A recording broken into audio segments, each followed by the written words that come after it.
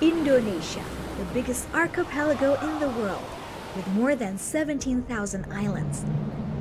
Spanning from the Indian Ocean to the Pacific, it is currently one of the world's major producers of agricultural products. Located on the Ring of Fire volcanic belt, this country is blessed with lush green and fertile lands, while the sun's shining all year long.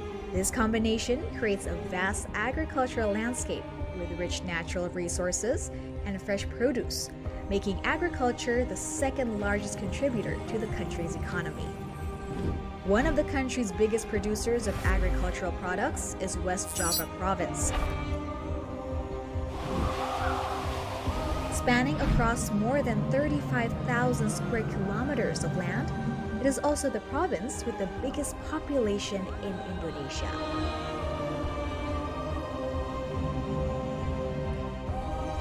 The fertile land of West Java is the reason why agriculture becomes one among the major sources of income for the people in the province.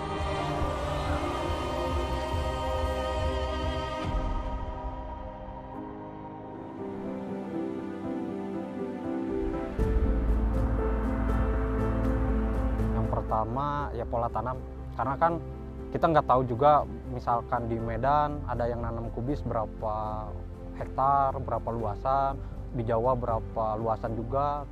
Yang kedua harga, yang ketiga update hama penyakit.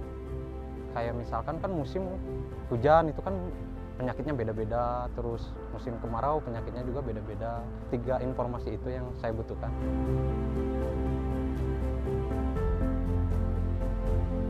Untuk sekarang uji nyali ya, karena kan informasi juga belum sepenuhnya kita dapatkan, jadi ya nanam apa aja lah, yang penting nanam, terus ya ikut-ikutan sama petani lain juga.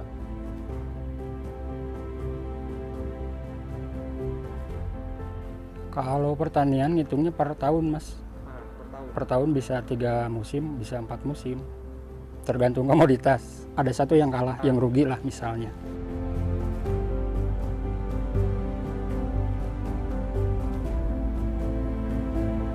Ada yang cuma 10% dari total, ada yang 30%. Jadi tergantung komoditas juga biasanya.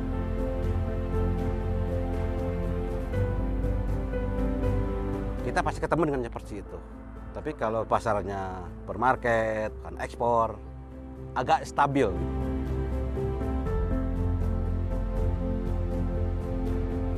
Packing house sendiri itu dituntut untuk supply secara terus-menerus ke pasar modern. Sementara panen dari petaninya hanya mengandalkan 1000 meter ini gitu. Ketika barangnya habis, packing house mungkin jadi kebingungan juga. Saya gak mau bingung-bingung nyari barang, ya mereka akhirnya lari ke yang siap secara kontinunya walaupun bisa dikatakan bandar.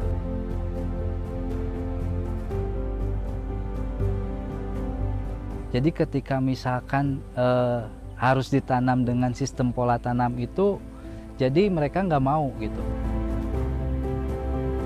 Katanya itu, Pak, tanggung kalau misalkan nanti tanam, misalkan yang punya lahan 2000 meter, saya suruh pola misalkan per 1000 meter, tanggung gimana kalau misalkan pas ini dapat harga bagus, yang lainnya dapat jelek gimana gitu. Karena apa? Pola pikir dari si petaninya mungkin belum dapat juga. Jadi ketika misalkan dengan sistem pola tanam itu keuntungannya apa gitu. Karena si petani saat ini belum dapat pasar yang pas untuk pasarnya sendiri, ya makanya mereka ketika saya giring pun untuk sistem pola tanam itu agak susah juga.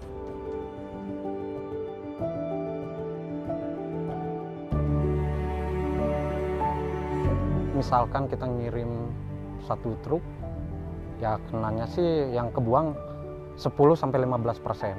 Secara jumlah penyuluh untuk di wilayah Kecamatan Lembang dengan jumlah 16 desa, yang mana penyuluhnya itu ada 8, itu masih tidak mengcover secara keseluruhan. Karena idealnya itu satu penyuluh itu megang 1 desa. Ya kita perhitungan berapa gitu angka yang dikeluarin ketika kita sewa dan ketika kita memiliki gitu kan. Soalnya katanya mahal gitu kan. Kalau dilihat dari akurasinya itu paling ya 5:5 lah. Kalau yang udah dari 100 hektar ke atas itu orangnya individu katanya nggak mau diurus sama orang lain. Dianggapnya udah gedean kapital gitu. Kalau yang kecil ya tanahnya juga sedikit, ngapain gitu ikut kelompok gitu. Katanya ribet katanya. The problems of Indonesia's agriculture are there, waiting for us to solve. The task is in our hands because we, as consumers, have the privilege to enjoy the products of agriculture. We are privileged for being able to make use of technology and innovations and exposed to great ideas from around the world. Our time has come as a nation. Join our movement to support local farmers so that they can have better livelihoods and a brighter future. It is for them and their families, but it is also for us and Indonesia. We are calling for Indonesia's brilliant minds to take this challenge. Submit your proposals and win the chance to be one of the country's greatest innovators in agriculture.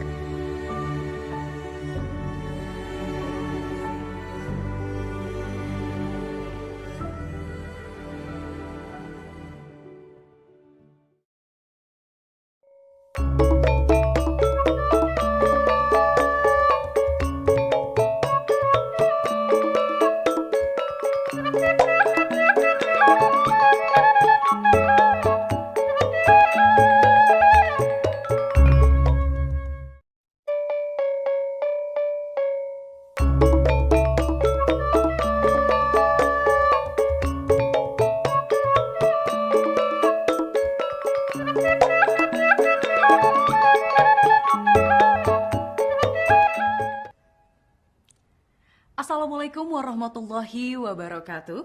Good morning, ladies and gentlemen. May we all be healthy wherever we are. And welcome to the closing ceremony of Cultivhacktion. My name is Zara Zahira as the Master of Ceremony for this event.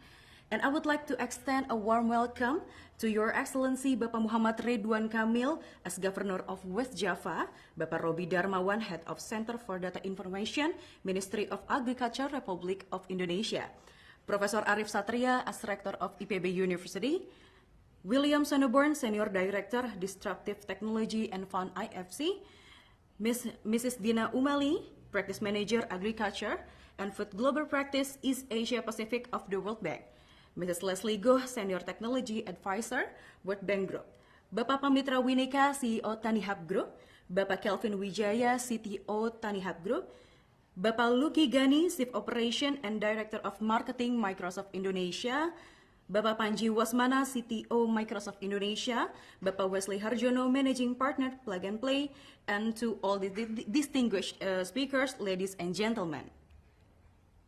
So ladies and gentlemen, singing in Indonesia National Anthem, Indonesia Raya.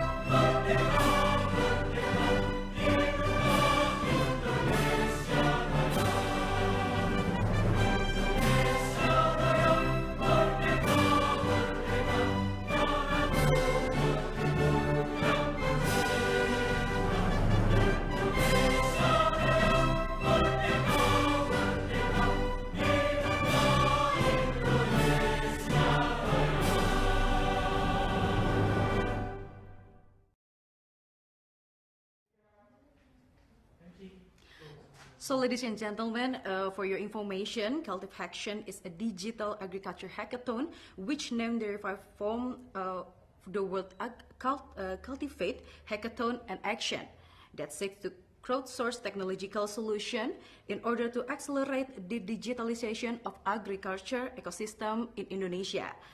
In Cultivhaction, the innovators are invited to develop solutions covering three main themes. First is improving agriculture, productivity and resilience to shocks, including the climate shocks. The second is expanding farmers, access to input, markets, and finance. And the last is supporting data-driven public sector decision making. And from all the ideas submitted to us, the judges had shortlisted the top 10 teams. Yeah, the top 10 teams then further refined their solution, guided by prominent mentors in agriculture, business, and technology. So now let's take a look to the top 10's eliminate profile and the solution they developed.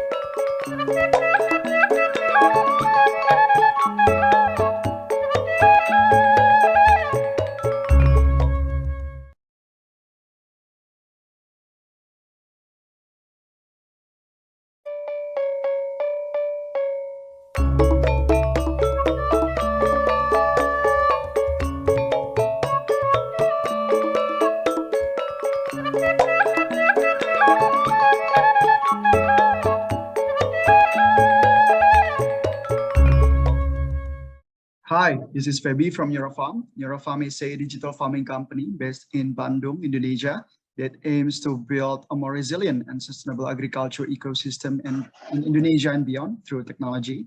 I previously worked at the two leading AI companies in Indonesia, Prosa and Kata AI. And my co-founder, Lintang, previously worked at Syngenta and other agri-tech startup. We are a team of 12 people, and together we combine our unique experiences in agriculture, software, and machine learning to tackle one of the biggest challenges facing mankind: how to feed the world sustainably. As human population continues to grow and the demand for food is increasing rapidly, however, up to 40% of global yield is lost due to pest and crop disease, or around $220 billion annually. This is a threat for global food security and also financial burden for farmers in Indonesia and around the world. At Neurofarm, we believe that the power of innovation and technology can solve this. That's why we built the Ritania, an AI-powered super app that can help farmers to identify disease from only a photo, connect with experts, and learn about cultivation guidance in more than 140 commodities, and also disease management in more than 1,500 pests and diseases. Farmers can also receive personalized insights regarding weather, market condition, and farm condition. So we believe that by democratizing technology to farmers and unlock the power of data in the agriculture industry, we can help feed the world sustainably. So let's join our journey to build a more resilient and sustainable agriculture ecosystem through technology together. Thank you very much. Hi everyone, my name is Ahmad Alimuddin, CEO and co-founder Teman Pasar.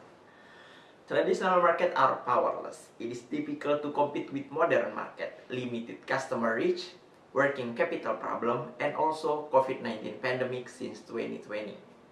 In the last 10 years, traditional market consumers shifting from traditional market to the modern market.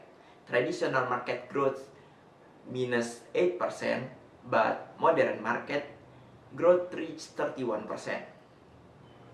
We have a vision to be able to make a big impact, especially on the traditional market ecosystem with a touch of technology. Teman Pasar provide an experience for shopping for daily, weekly, and monthly needs at the nearest traditional market in Indonesia. Shopping for 3 hours until 3 days later. Teman Pasar make it easy for consumer to shop anything from home simply by determining the location, choosing the nearest market, choosing the product, and also various payment option. such as OVO, GoPay, Dana, Link Aja, and also cash on delivery. The solution that Teman Pasar present is that traditional market and their sellers are used as a supply chain, help to digitize their product, educate them about the technology, facilitate capital and bank access, and connect them to the farmers and or main traditional market in Indonesia, and also increase their sales up to 50%. Thank you. Hi, I'm Adam, a veterinarian, also a cattle farmer myself. My company, Ternak.com, is developing mobile apps to help cattle farmers to easily sell their cattle. We are a team of 3. First, Ederik Minto as a CEO. He is a founder of the PT Turlox Indonesia and the chairman of Bekasi National Entrepreneur Network. Second, Jeno Hofron as a CTO. He is serial software entrepreneur and CTO of Tetra Saham. And me as a COO who are passionately focused on the livestock industry for 5 years. For selling livestock, we need healthy, certified, and verified livestock. However, there is some problem. First, there is no standard references for the cattle farmer to determine the quality of the livestock. Second, there are still more than 20% case of animal disease in the Indonesian livestock. Third, we all know the presence of middlemen makes the price is higher. And sometimes there is a fraud, so the transaction become less secure. So for the solution, here's the video of our product.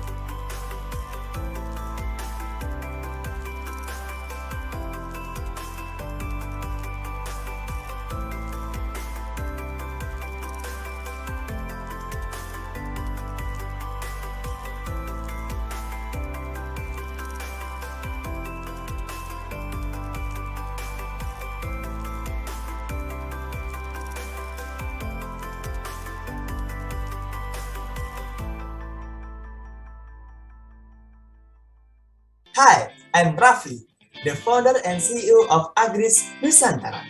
Agris was founded in 2020 and our business is based in Surabaya. Agris is a platform that aims to improve the welfare of the fisheries industry for fair fish market. For details, let's check the company profile video for Agris Nusantara. Enjoy this video. Thank you. Hi, let's take a minute to talk about fisheries. Indonesia has a great potential in fisheries, but we can do more, so much more. Are you a fisherman? Or you want to invest in a fisheries, but not sure about the market? Don't worry, we introduce you to Agris. Agris is here to help optimize the fisheries industry. Agris provides 3 main services. First, community development, where we develop product recommendation feature that is based on a fishing session and the number of fish caught by the fishermen. Second, price correction, to compare fish prices in each region so you can get the best price to sell. And the last one is online market and online profiling, to expand the market and to make it easier to find customers. We aspire to help improve the fisheries and marine industry as well as the fishermen to bring progress to Indonesia. Agris, the solution for better fisheries industry.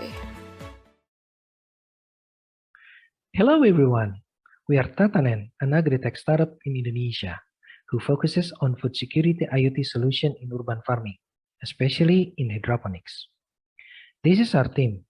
Dira Ilanur, he's our co-founder and CPO, who focuses on product development.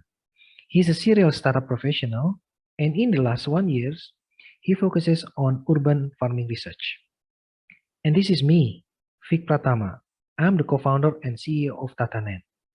I focus on the business side of Tatanen. My professional background and networks hopefully could help Tatanen to grow larger. And this is my friend Haryadi. He's the co-founder and the CTO. he focuses on technical side of Tatanen's solution. His background on microservices, backend developer, and software engineers could contribute to Tatanen's technical prowess. As we know, in 2050, it is predicted that world population will become 9.7 billion, and 70% of them live in urban areas. And it is happening also in ASEAN and Indonesia as we speak. The question is how to feed them all. If we zoom in, the problem lies in the scarcity of land, the large water consumption, and food transportation. These are the largest food problem in urban areas. In Bandung city itself, 60 to 80% of vegetable products come from rural areas, which mean extra cost for delivery and storage. That is why we focus on urban farming hydroponic solutions. We start with building solution from farmer side first, since they will become our future partners. Tatanen 1.0 is an IoT mobile application solution for urban farmers. And Tatanen 2.0 combines Tatanen 1.0 and hydroponic kits for B2C segments. For Tatanen 3.0, we would like to collaborate with government and communities alike to solve urban farming problem in the cities. Tatanen 4.0, we would like to become urban farmer aggregators who connect urban farmers to B2B2C segments. For example, Tani Hub could become our partners. Our solution is created by collaborate and co-create philosophies. We work closely with our customer to give the right solution. Currently, we are developing solutions that could help urban farmers' productivity routines up to 90%, so they could focus on what really matters, such as increasing their vegetables quality. But we don't stop there. Soon, we will develop remote control system and develop MVP for market-to-farmer integration, which could reduce their crop waste and turn it into profit. Furthermore, we could provide insight for farmers by analyzing the urban farming data. Thank you.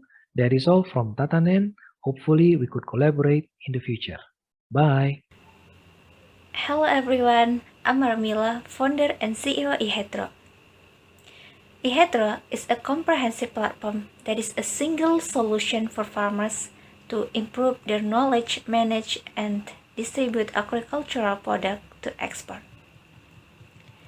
Indonesia has potential agricultural commodities in every region. For example, coconut, coffee, and cinnamon. But this has not been worked out optimally, because farmers and agriculture SMEs still do not have the knowledge and ability to manage and distribute product. We can see data on agricultural SMEs that penetrate only 12.1% of export, and most of them have difficult access to market. So, your solution is helping farmer and SMEs agriculture reach more buyer and supplying across the globe. We cooperate with farmer through associations such as cooperative and farmer groups. Well, when there's a purchase that is accessed through the platform, iHedro will notify the farmer. We will verify and collect the farmers who have the commodities according to their demand, and then we process the commodities in the warehouse. Then we send it to the buyer. So, we hope to contribute in developing the local economy and building a sustainable agriculture system. Thank you. Halo, salam kenal. Nama saya Lutfi, saya CEO dari Botanik. So, singkat, apa yang akan kita solve adalah bagaimana membangun sebuah agriculture smart data ecosystem yang mampu bekerja bahkan di daerah-daerah yang tidak memiliki jaringan konektivitas data yang baik. Sebuah ekosistem yang mampu mengkolek dan menjaga kualitas dan kontinuitas data dengan tujuan membangun sebuah basis data pengetahuan sebagai dasar pengambilan keputusan dalam konteks pertanian. So dalam hal ini kami sudah melakukan research yang cukup lama, pembangunan prototipe tahap demi tahap, dan pada saat ini kita merasa sudah siap untuk melanjutkan ke level yang berikutnya, yaitu meet the market. So harapan kami adalah kita bersama-sama mampu membawa pertanian Indonesia khususnya ke level yang berikutnya, menjadi jauh lebih baik. Oke, demikian salam kenal dan presentasi singkat dari saya. Terima kasih dan sampai jumpa.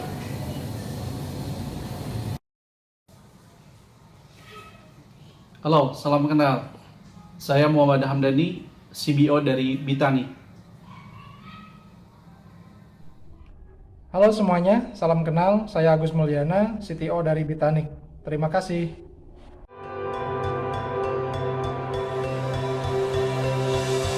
Hi, I'm Grace Stefani from Dewi Sri. Have you ever thought the connection between you and the farmers and why you have to pay more for the better quality and healthy product? Well, that's because they put extra work on this. That is nice and good and classic, but it's not sustained. Farmers should not feel burdened, and you either should not feel pressure for fulfilling something that is very important for your life, which is healthy food. That's why Dewi Sri come up with a solution where you can get healthy product and better quality, but also at the same time, you also help the farmers out. This is all can happen because we are solving their problem in production cost and distribution chain. It is always our job to make sure farmers' welfare equals your satisfaction. We at Dewi develop technology with various use for farming purpose. The standard operating procedures we create are qualified to be used widely at Indonesian farm fields. Furthermore, we also maintain the traditional farming method to strengthen the yield. Dewi uses the Internet of Things, or in short, IoT, by utilizing mobile phone cellular connection and calibrated sensors monitor the farm field from a distance. So, farmers don't need to check the farm directly. The farmers only need to check their smartphones, and the farm indicator data will be shown there in real time. Dewi also developed an IoT-based precision farming. The data received will be sorted and processed by the agriculture experts, so the farmers will get suggestion of improvement based on the data according to the sensor in the field, making it more efficient and less blind farming involved in the farming process. With Dewi technology, farmers will be greatly assisted in terms of flexibility. They can monitor the farms in real time whenever and wherever they are, without worrying the farm got ditched and untreated. The data processed by the agriculture experts also help them reduce the operational cost needed for the maintenance, increase the harvest yield, and maintain the harvest quality.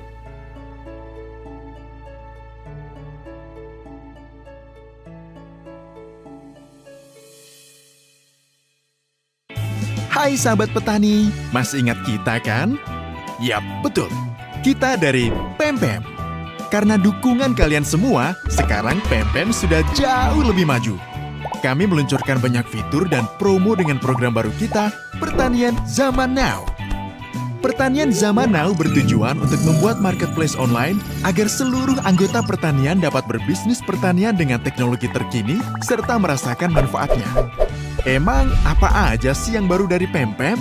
Pertama, seluruh tampilan Pempem sudah berubah loh, dan cara penyajiannya pun jauh lebih mudah. Misalnya, untuk melihat harga, hanya tinggal tekan harga, dan semua harga yang dipasang dari jarak terdekat sampai yang paling jauh dari posisi kamu sekarang akan muncul deh. Daftar teratas merupakan lokasi harga terdekat sampai daftar terbawah, yaitu lokasi harga terjauh. Kedua, kamu sekarang nggak usah takut membawa banyak uang, salah hitung, ataupun antri panjang di bank, karena adanya fitur transaksi TBS non-tunai di aplikasi Pempem. Cukup dengan membawa smartphone, transaksi dapat dilakukan pengguna di mana saja dan kapan saja. Mudah banget kan? Ketiga, dengan catatan pinjaman digital, kini setelah catatan dibuat, pembayar juga akan ternotifikasi sehingga tidak ada perselisihan. Jika dilakukan dengan baik, informasi ini bersama dengan catatan penghasilan dapat membantu kamu mendapatkan pinjaman lebih tinggi loh. Keempat, adanya fitur evaluasi penghasilan di mana dengan mengunggah slip transaksi, agen dan petani dapat melihat jumlah penghasilan per bulan. Untuk petani, penghasilan ini juga dapat digunakan untuk melihat produktivitas masing-masing kebun. Wow, tunggu apa lagi? Yuk download Pempem baru. Rasakan manfaat dan kemudahannya. Rasakan pertanian zaman now.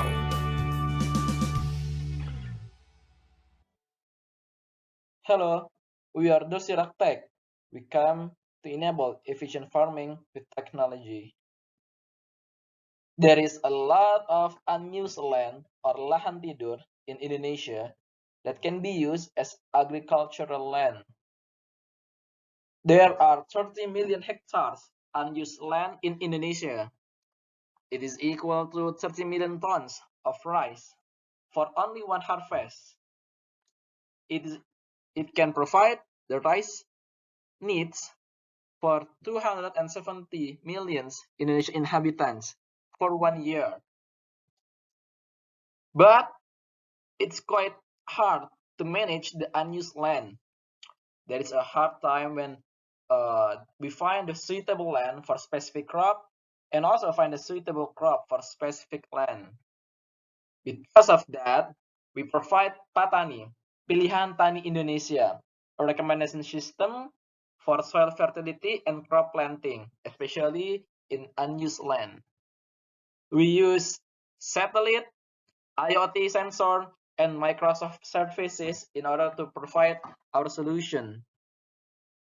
The user will get their soil and crop recommendation from their own Patani application. With Patani, the user will have precision farming, lowering their process duration and less their manpower. And here is our team. Bagoes as the CEO, Ega as the IoT engineer, Nida as data scientist, Chandra as agriculture expert, and Salma as business analyst. Thank you so much.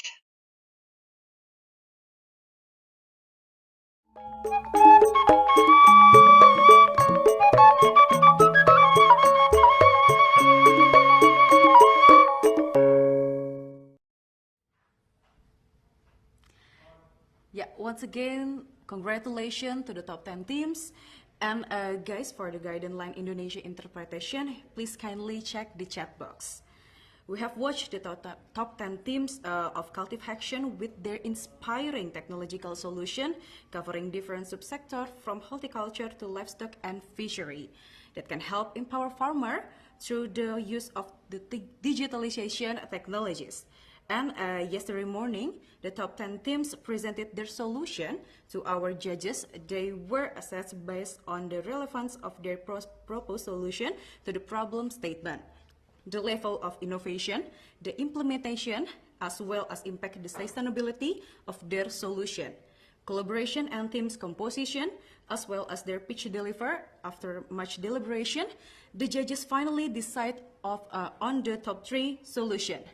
Now, before we reveal who is the top 3 teams are, let us first hear from our organization's partners how they can support the top 3 teams to further develop and apply their solution to support agriculture development and improve farmer livelihood in Indonesia.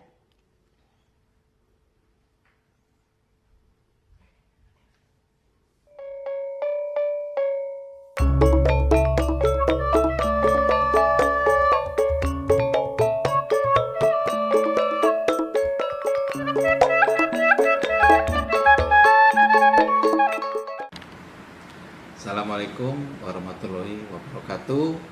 Selamat pagi, salam sejahtera bagi kita semua. Salam sehat. Yang saya hormati Bapak Gubernur Jawa Barat, Bapak Ridwan Kamil. Yang saya hormati Bapak Rektor IPB, Bapak Profesor Arif Satria. Yang saya hormati Bapak Ibu perwakilan World Bank, Microsoft, Tani Hub, IFC, dan universitas, Bapak Ibu narasumber, dan para hadirin sekalian. Terima kasih yang pertama saya ucapkan dan apresiasi yang setinggi-tingginya kepada World Bank, Microsoft, Tani Hub yang telah menyelenggarakan ajang ini, yaitu Cultivhacktion ini yang tentunya sangat bermanfaat bagi bidang pertanian. Kami dari Kementerian Pertanian, terutama Pusdatin, tentu sangat mendukung sekali ya, kegiatan ini sangat bermanfaat sekali. Yang kita tahu bahwa sektor pertanian saat ini sangat penting sekali, terutama khususnya di masa pandemi. Di masa pandemi bahwa sektor pertanian lah yang masih bertahan. Ya. Sektor pertanian lah sangat penting bagi bangsa Indonesia, yang dibutuhkan oleh bangsa Indonesia, di mana seluruh masyarakat Indonesia pasti membutuhkan pertanian untuk kebutuhan pangan yang setiap hari kita tidak bisa tunda. Tentu di sini sangat berpengaruh sekali dengan ketahanan bangsa. Nah, sektor pertanian tentu sangat membutuhkan dukungan TIK, ya, tidak hanya di lapangan, di sawah dan di ladang, tetapi juga tentu kegiatan tersebut membutuhkan dukungan teknologi informasi. Ya, tentunya dukungan teknologi informasi ini untuk memudahkan para petani dalam hal meningkatkan produktivitas, memudahkan kegiatan petani supaya lebih efisien, supaya lebih cepat, supaya lebih produktif, dan supaya memudahkan para petani untuk memasarkan produknya, tentu yang bisa mensejahterakan para petani. Nah, kegiatan ini sangat baik sekali, terutama untuk mendorong para generasi muda, para milenial untuk menghasilkan solusi teknologi informasi yang sangat bermanfaat bagi para petani ya, di bidang pertanian ya. Nah, acara ajang Cultivhacktion ini ya, yaitu inovasi di bidang pertanian, yaitu untuk mencari solusi ya, yang berbasis TIK. Ya, tentu di sini sangat bermanfaat tentunya solusi-solusi tersebut ya, yang untuk meningkatkan produktivitas pertanian serta ketahanan, di mana ketahanan pangan ini bisa bertahan dengan guncangan-guncangan yang ada, baik itu yang telah kita rasakan yaitu pandemi, lalu juga akan adanya perubahan-perubahan iklim. Nah, tentu solusi ini bisa membantu para petani. Lalu juga solusi ini diharapkan dapat membantu petani dalam hal perluasan akses, ya, baik itu dari sisi input maupun dari sisi pada saat memasarkan, serta juga untuk membantu para petani memudahkan pengelolaannya. Ya. Nah, selain itu, inovasi ini tentu kami berharap bisa dimanfaatkan baik oleh petani juga para pengambil kebijakan yang memanfaatkan data dan informasi yang ada. Saya kira solusi ini harus bermanfaat ya bagi petani, dan juga tentu langsung harus bisa dirasakan kepada masyarakat dan harus berkelanjutan. Jadi tidak hanya digunakan atau untuk ajang ini, tetapi juga solusi ini harus bisa dimanfaatkan ke depannya.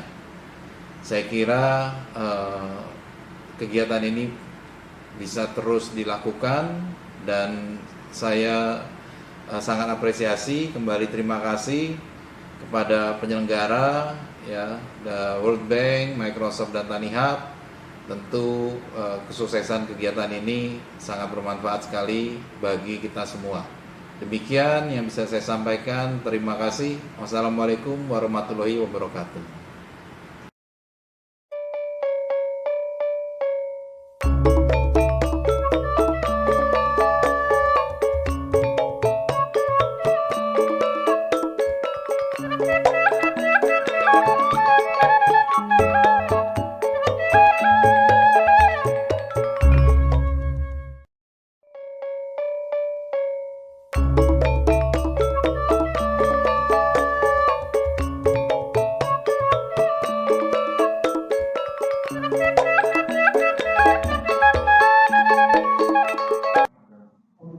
Huge congratulations to all those winners. The journey with Microsoft it just began.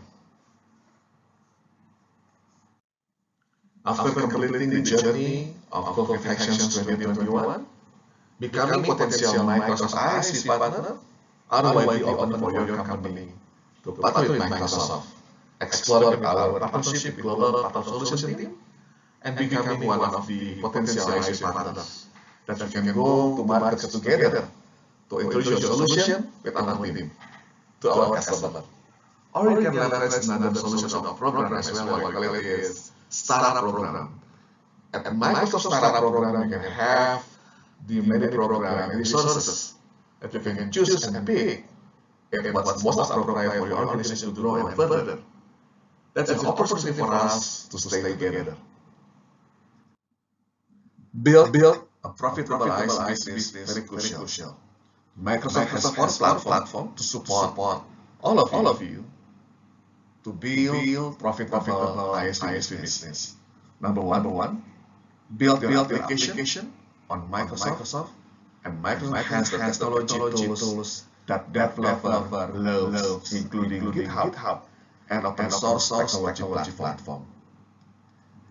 You can enhance, you can embrace the solutions towards Microsoft from the source globally. Second, develop your strategy, being part of Microsoft global ISV ecosystem. It's very crucial for us to partner with you on how we can connect the Made in Indonesia throughout the world. That's why the opportunity of selling your application it's about leveraging your Azure marketplace and benefit from the global reach. Someone, an organization, or customer coming different market can directly sell, can directly invite you to be part with on the application. You can have the marketplace throughout the world with Microsoft. And last but not least, you can connect with our partners. We have joined the largest ISV community.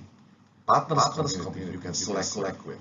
So that to enhance your business, enhancing the potential of the growth, not only from the local market, but throughout the international and global market. Once again, huge congratulations to those winners for Cultivhaction 2021. We are looking forward to partnership, to embrace the journey, and empower Indonesia with Microsoft. Thank you very much.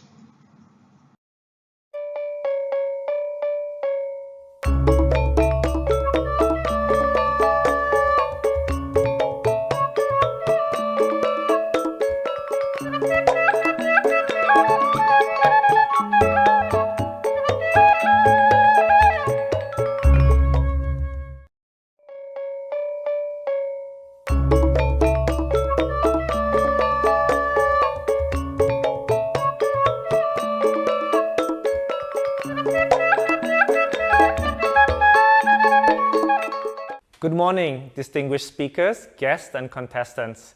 It's an honor for me to speak on behalf of TaniHub Group at this closing ceremony of Cultivhaction. First of all, I would like to congratulate the top 10 winning candidates who have been able to showcase the best innovations for Indonesia's agriculture. I truly appreciate your great efforts and looking forward to witnessing how the best ideas can be translated into solutions on the ground that will help farmers across the country scale their business and improve their welfare. At TaniHub Group, we believe that everyone can make an impact.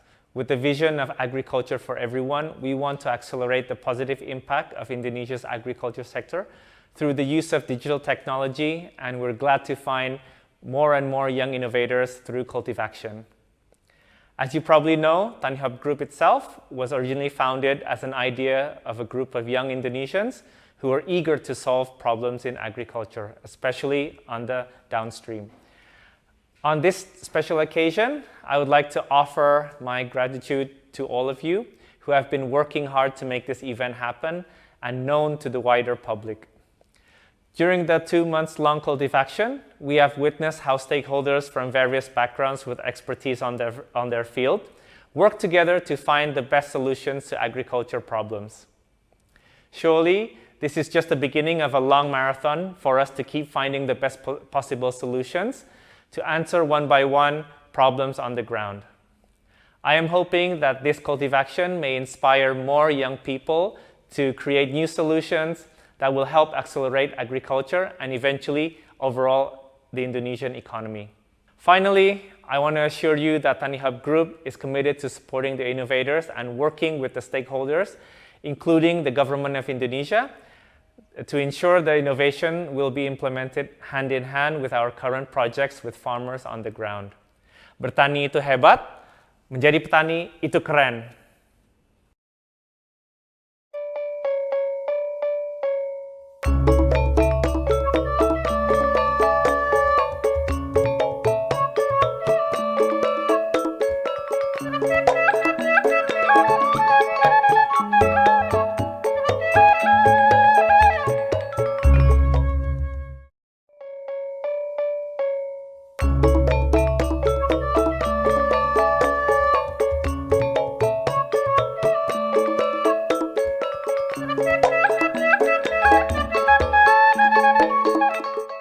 First of all, congratulations to the winning teams and also for all the top 10 finalists.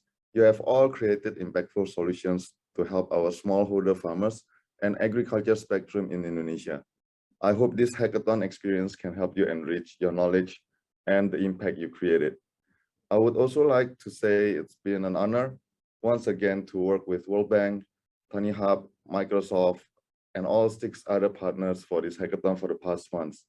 We are very proud to be part of the partnerships that demonstrate how collaborations between different stakeholders is the key to create an impactful change at a larger scale.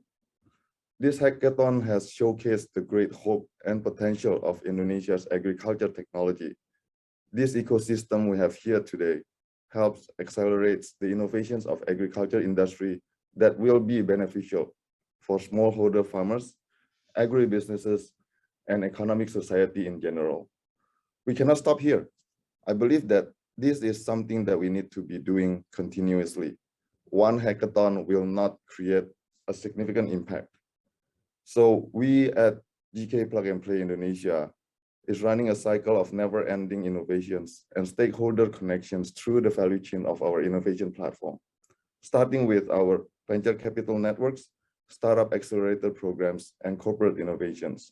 Therefore, with the success of this hackathon and with the spirit of accelerating the innovations in Indonesia, GK Plug and Play, we are in talks to relevant stakeholders to start an agriculture tracks programs next year. We hope that the verticalized programs will focus on identifying startups and connect them to relevant stakeholders towards technology implementations that can help to both increase the well-being of smallholder farmers and improving agribusiness practices in general. These agriculture vertical programs will be established alongside the currently running ones, such as financial services, Industry 4.0, and sustainability. In the long run, we hope to synergize all verticals to create a value chain of innovations across industries. So once again, congratulations to all the winning teams and the finalists. Thank you for all the partners that have been working together for these Cultivhactions. Let's continue the good work.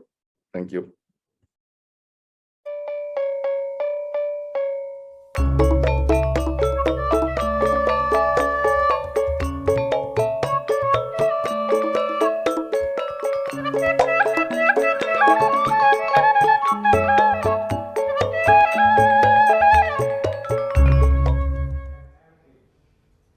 Yeah, okay, so now what we are waiting for and the most awaited announcement of the top 3 solution of Cultivhacktion.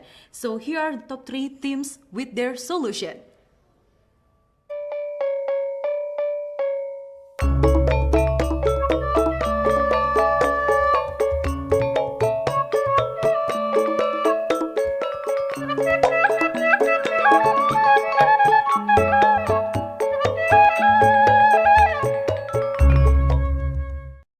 Hi everyone, Bismillah and Alhamdulillah. I'm very grateful to win and be the top 3 of this Cultivhacktion event and award.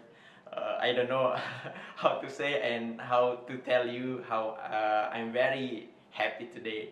Thanks to Allah for everything in my life, and also thanks to my parents and my wife for always hear me, for always support my idea and help me to bring my dream come true. And thanks to all my team in Teman Pasar. This is for you guys. I'm nothing without you. And the last but not least, thanks to all the mentors, judges, and the committee of this event, this Cultivhacktion event.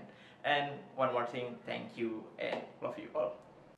Hi, I'm Angela from PenPen. We are very thankful for this recognition that's been given to us. This is only going to be the start for a long journey for many of us, so let's continue to fight hard for the dream and the solution that we envision that we want to build, and let's support each other along the way. Here, we want to thank the organizers, the judges, the mentors for generously giving your time and this platform for us to refine our ideas and also to amplify what we do. This is only the start for many more conversations that is to come to transform Indonesia's agriculture. Thank you so much. Greetings, everyone. This is Febby from your farm. I hope each and every one of you are doing well, wherever you are. I am very grateful of being selected as one of the winners at the Cultivhacktion event. It's been an amazing journey, meeting so many talented people, witnessed so many inspiring solutions to the most pressing challenges in the agriculture sector. This makes me really optimistic about the future. If anything, everyone here is the winners. It's great to see the passion, the commitment to create better agricultural ecosystem for us, for the future. Thank you for the organizer as well of this event, the World Bank, Tiny Hub Group, Microsoft, and other stakeholders. Thank you for giving us the platform to innovate, especially for NeuroFarm, to spread our ideas and our works. I hope that through this event, we can create a ripple effect and trigger more innovations. Thank you for supporting NeuroFarm's journey to build a more resilient and sustainable agriculture ecosystem through technology. Thank you so much.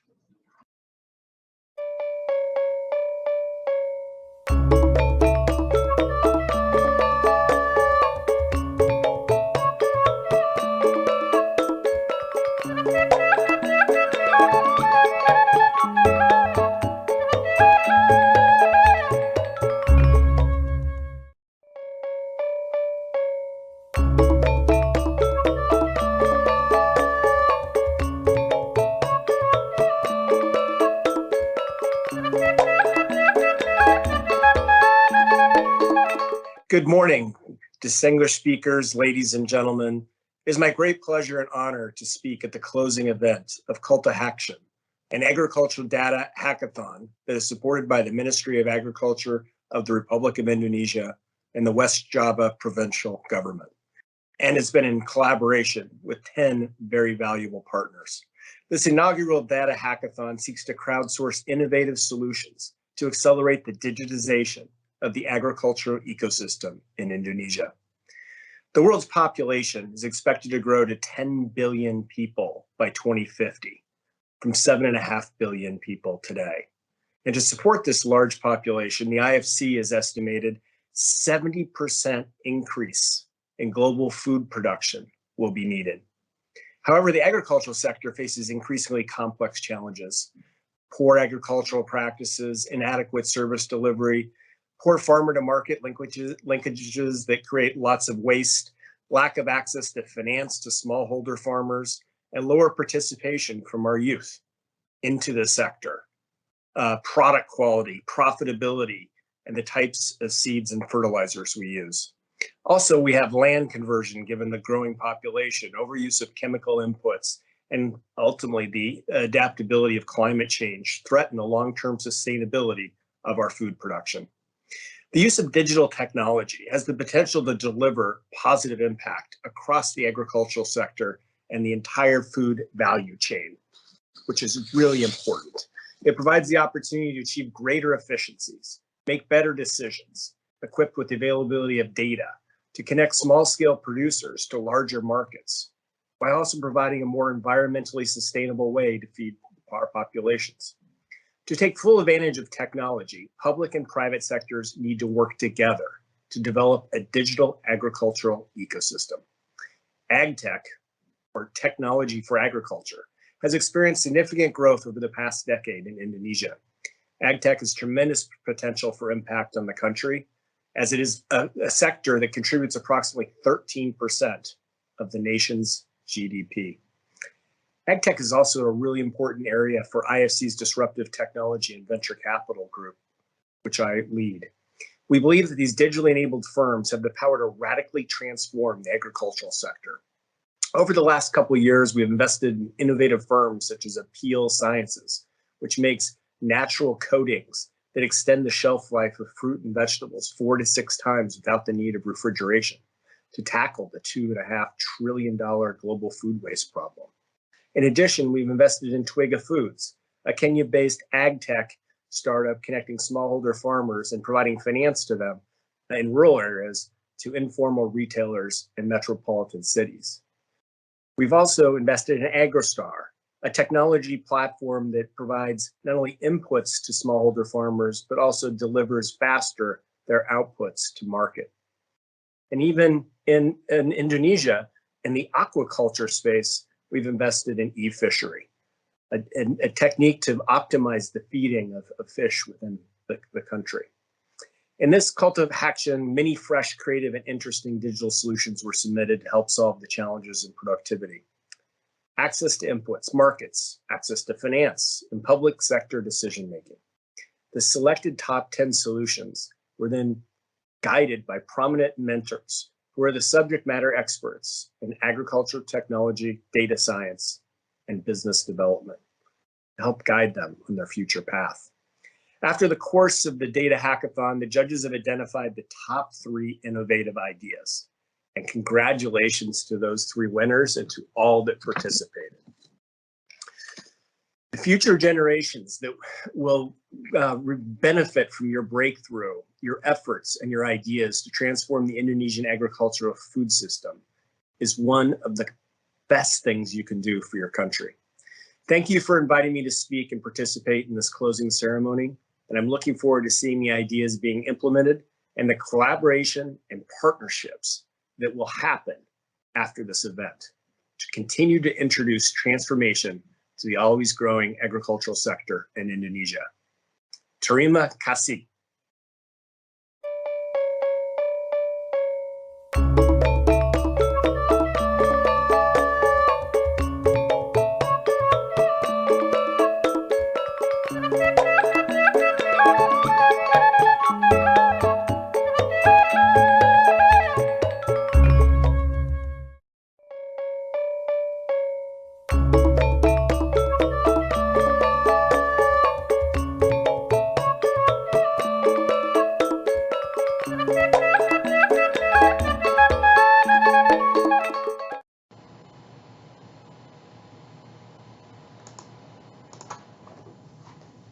Distinguished speakers, hackathon finalists, ladies and gentlemen, good morning.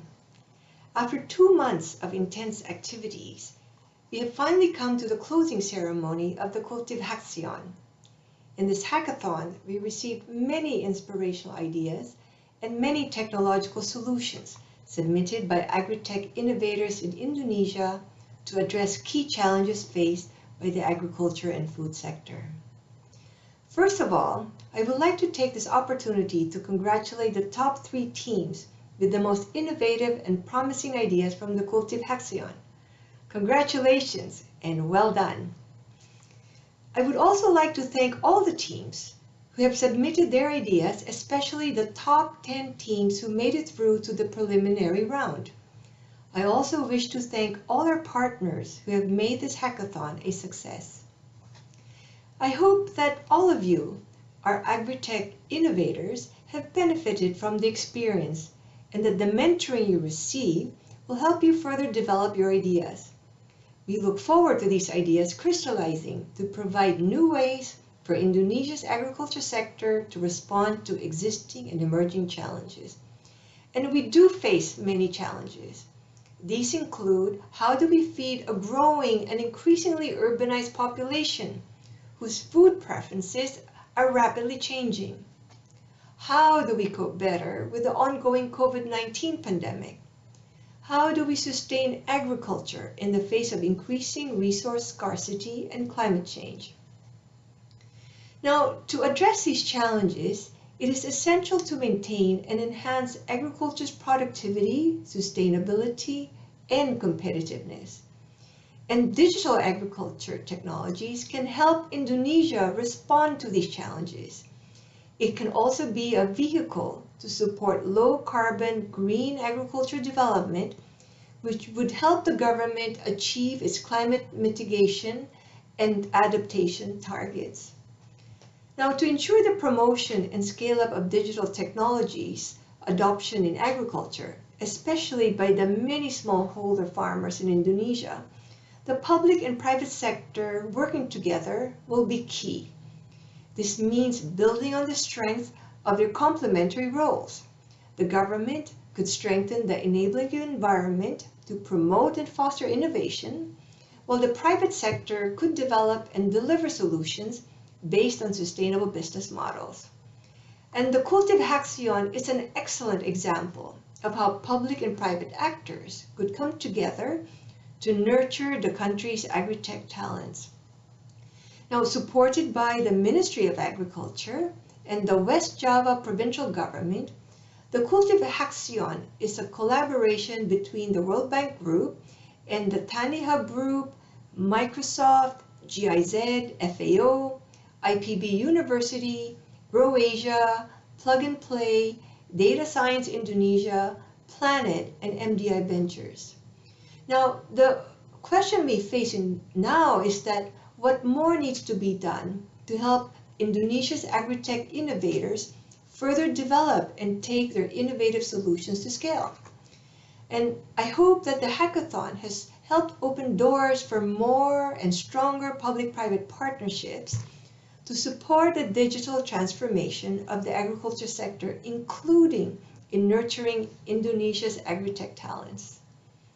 I also hope that the hackathon has inspired Indonesia's innovators to continue developing solutions to tackle key issues in agriculture.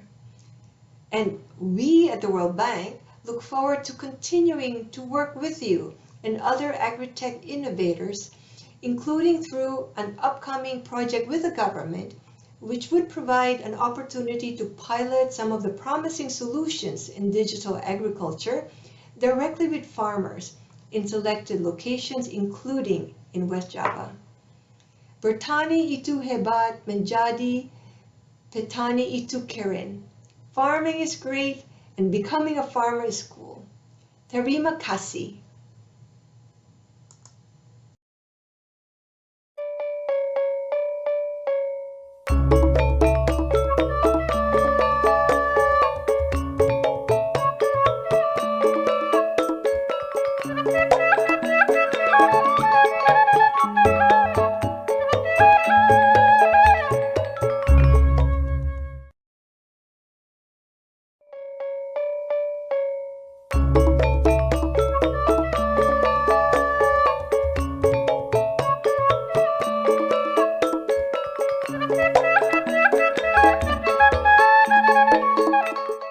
Distinguished speakers, hackathon finalists, ladies and gentlemen, selamat pagi. Thank you for joining us at this closing ceremony for the inaugural Data Hackathon, Cultivhacktion. Today, we are thrilled to celebrate the top 10 teams of young innovators who are harnessing the power of data and digital solutions with fresh perspective to transform agriculture. Digital technology holds the promise for transformation of agriculture and food system in Indonesia. Our aspiration is that your creativity will lead to better lives for the smallholder farmers to increase their productivity and improve their livelihood. It has been a culmination of more than 2 months of dedication from our 10 partners and the excellent submissions from young innovators.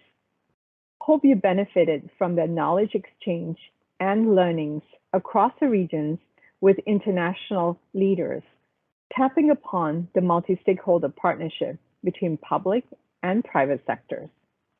through this data hackathon immersive experience supported by the Ministry of Agriculture and West Java Province. We are activating the young talent and empowering the next generation of agri-tech innovators to scale up the innovation. Let this be the start of a series of innovation initiatives so that together we can empower the highest potential to address Indonesia food systems challenges. Terima kasih. Sampai jumpa.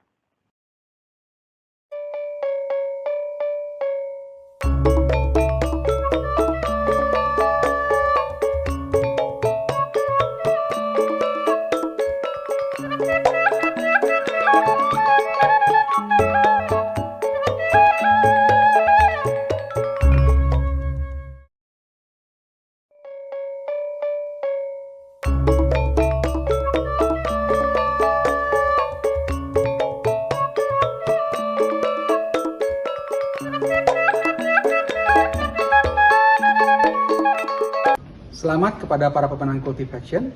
Mari kita bersama membangun negeri melalui sektor pertanian. Kami Microsoft akan selalu menemani kisah sukses teman-teman semua. Semangat!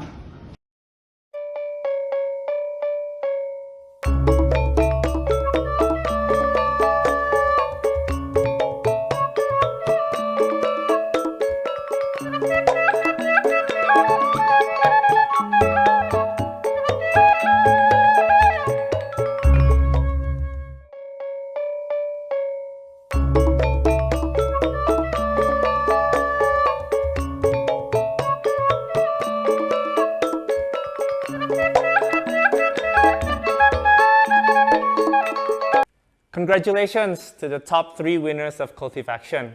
You have done a great job showcasing your best ideas to the judges and mentors. Keep up the good work.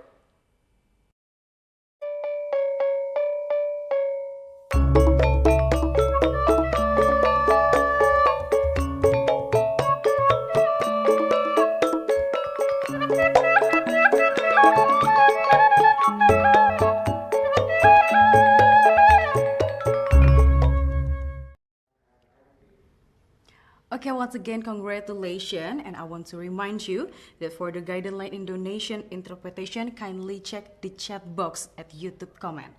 And the excellencies, participants, and all the audiences, now we are going to listen a warm speech delivered by Governor of West Java, Republic of Indonesia. Your Excellency Dr. Honoris Causa Haji Muhammad Ridwan Kamil, STMUD. Ladies and gentlemen, please welcome Bapak Ridwan Kamil.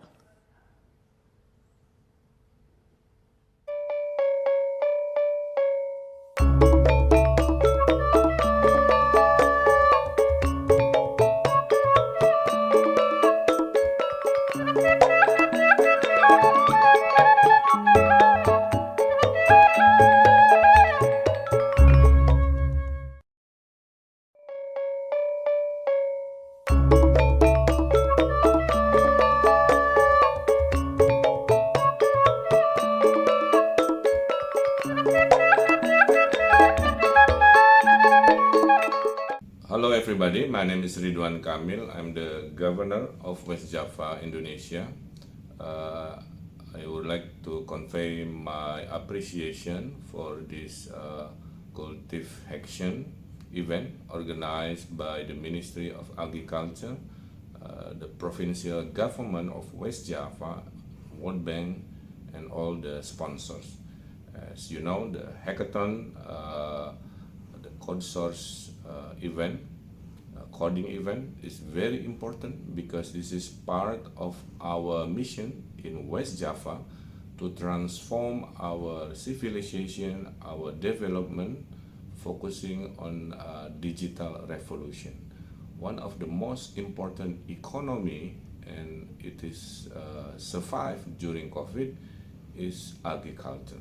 That's why technology, agriculture, if you combine, that is the future. So we are very supportive on anything related to enhance the productivity of our agriculture economy. As you know, Early this year, we launched what we call the millennial farmers because we have a crisis in farmers in villages. Young generation, they move to cities because they are thinking that in villages there is little hope in terms of economy. But now we prove that economy in rural can be as competitive as in urban as long as you have the skill of digital, as long as you have the technology digital skills. So therefore, we are hoping millennial farmers, as an example, in West Java, will succeed by the help of any application agri-tech technology during this event. So hopefully we will see the new economy, the new future. You live in the you live in the rural area, but you make money like you live in the city. That would be the future, as long as you have digital skill and technological skill. Once again, congratulations for Cultivhacktion of this event. Regards from me, Ridwan Kamil, Governor of West Java. Thank you.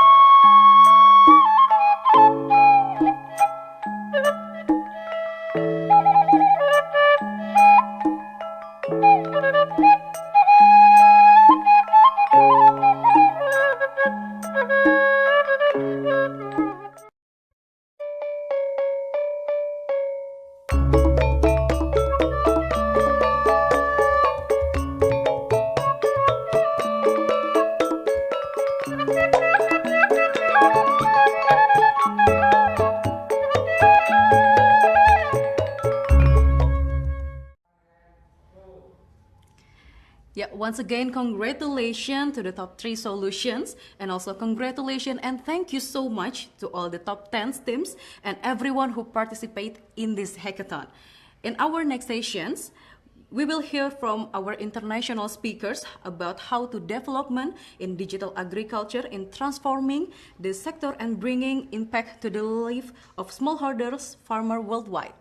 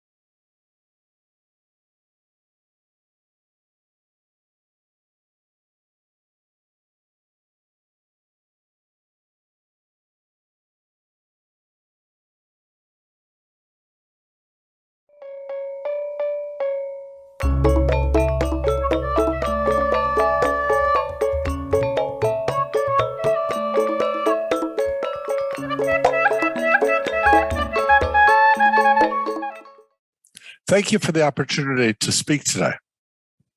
With COVID-19 and climate change, we're currently in the midst of a health, environmental, and socioeconomic crisis. Historically, crises have spurred technological change and sometimes led to the adoption of new systems with long-lasting effects. For example, in the response to COVID-19, we regularly hold meetings and conferences over Zoom, and that effect may persist.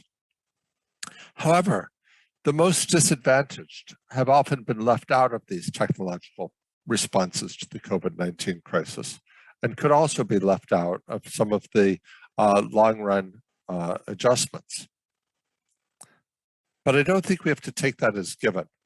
Just as high-income people have benefited from the development of digital tools to adapt to the COVID-19 crisis, these tools could also be developed for farmers.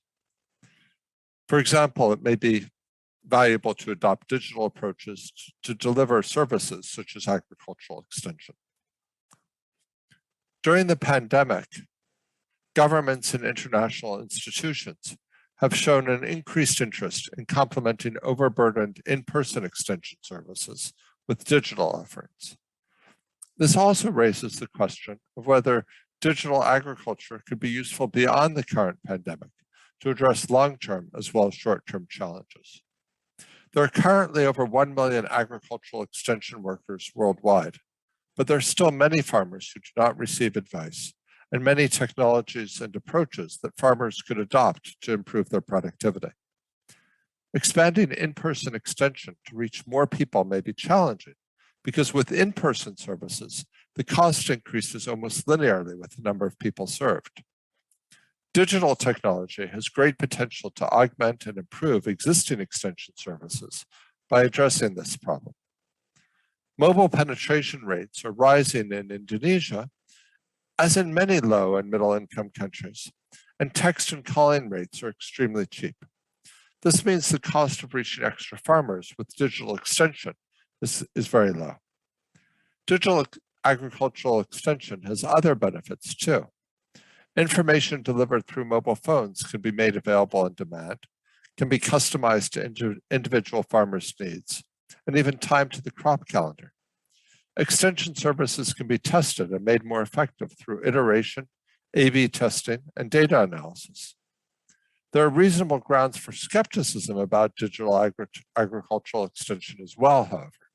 Maybe farmers don't need more information or will not change their practices in response to it. That's because of these concerns. Raisa Fabregas, Frank Schellbach, and I put together a paper, which we recently published in Science, that aggregated the results across multiple studies to try to get an overall picture of the impact of mobile phone-based extension services. Randomized trials in several countries have found evidence that even very simple informational text messages can improve input use, crop yields, and supply chains, and can have positive impacts on overall market efficiency. For example, we found that simple text messages increase the odds of farmers adopting lime by 22% in areas with acidic soil. Because it was so cheap to implement, this program had an estimated benefit-cost ratio of 9:1. Our meta-analysis that pulled data from multiple studies found that basic messages increase adoption of fertilizer and nutrition crops, improving crop yields by 4% on average. While the effects of digital extension are modest in absolute magnitude, they provide a large relative boost above other existing promotion efforts. And because they're extremely low cost, even modest impacts make them highly cost effective. There will also be many opportunities for innovation and improvement of digital extension services in the future, especially as smartphone penetration increases and other advances in technology become more widely available. These can be used to address challenges posed by climate change, which are altering weather patterns. For example, accurate local weather forecasts could be valuable for farmers to make decisions about when to plant or when to harvest based on the start or end of the rainy season. Forecasts could be made for quite small fixed costs and disseminated through digital extension systems. Advances in remote sensing can enable even more customized information. Machine learning and artificial intelligence could improve personalization, and two-way communication can enable large-scale data collection from farmers to provide better overall recommendations. What's the best way to organize these, and what's the role of the private sector and of governments? Well, I think both the private sector and governments have a role. I think there have been many attempts to use subscription models in which farmers pay for services to provide digital extension services, but most of them haven't succeeded. And economic theory suggests that it's very difficult to get efficiency in markets for information, in part because it's a public good and can be shared freely. It's hard to make a profit from selling it. However, there are other approaches to private sector business strategies that may be more effective. But even those will face some challenges. And I think the large benefit cost ratio from a social standpoint, together with the limitations of private sector approaches, suggest a role for the public sector or for telcos in providing these services. In particular, governments can either directly implement these digital agriculture programs and digital agricultural extension programs in particular, or they can partner with NGOs. And I helped found one NGO active in the area, Precision Agriculture for Development. So governments can, they could implement directly. They could do that in partnership with NGOs that have expertise in this area, or they could simply fund others to do it. I think one key thing is to make sure that we're continually experimenting, trying to learn the lessons from those experiments to innovate and improve services over time. And the key is going to be identifying flexible institutional models that permit partnerships to function and allow solutions to be taken to scale.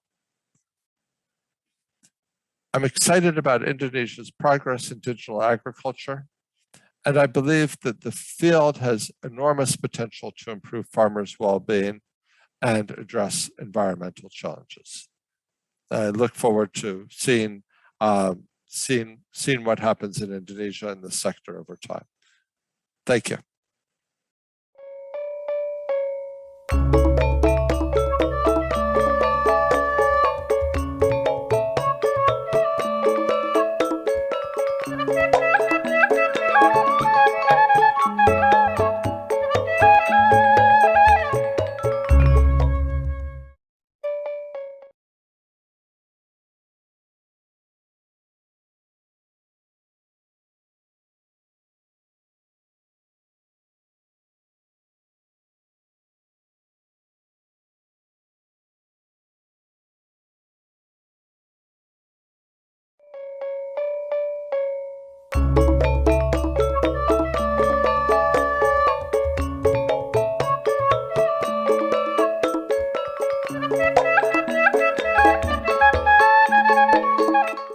Hello, this is Bob Kaplan, Harvard Business School.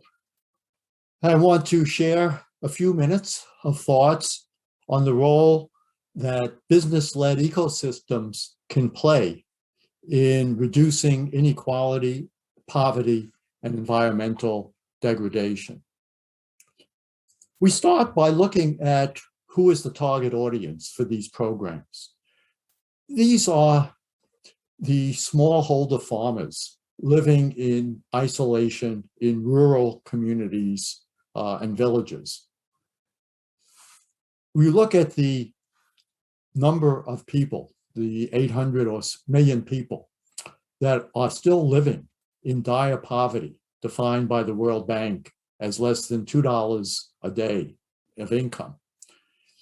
Up to 80% of them are these smallholder farmers who are not only living in extreme poverty, but also degrading the environment as they try to supplement their meager incomes by cutting down more trees to get more land to grow their crops inefficiently and with soil and water pollution associated with their use of bad chemicals and bad fertilizers.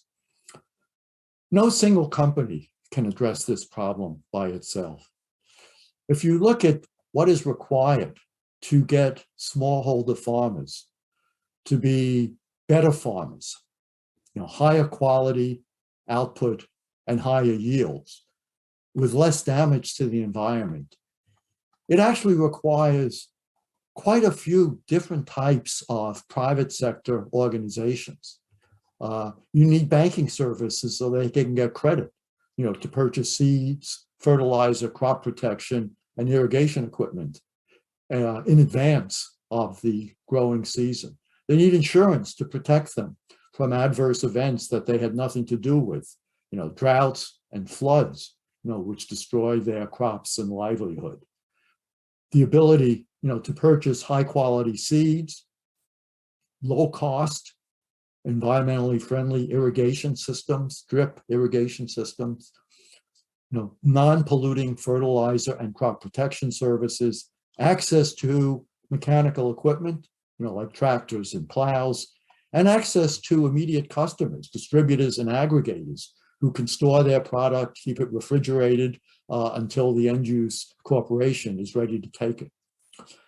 They need training and social services that NGOs can supply. They need collaboration from the government to allow new enterprises to form.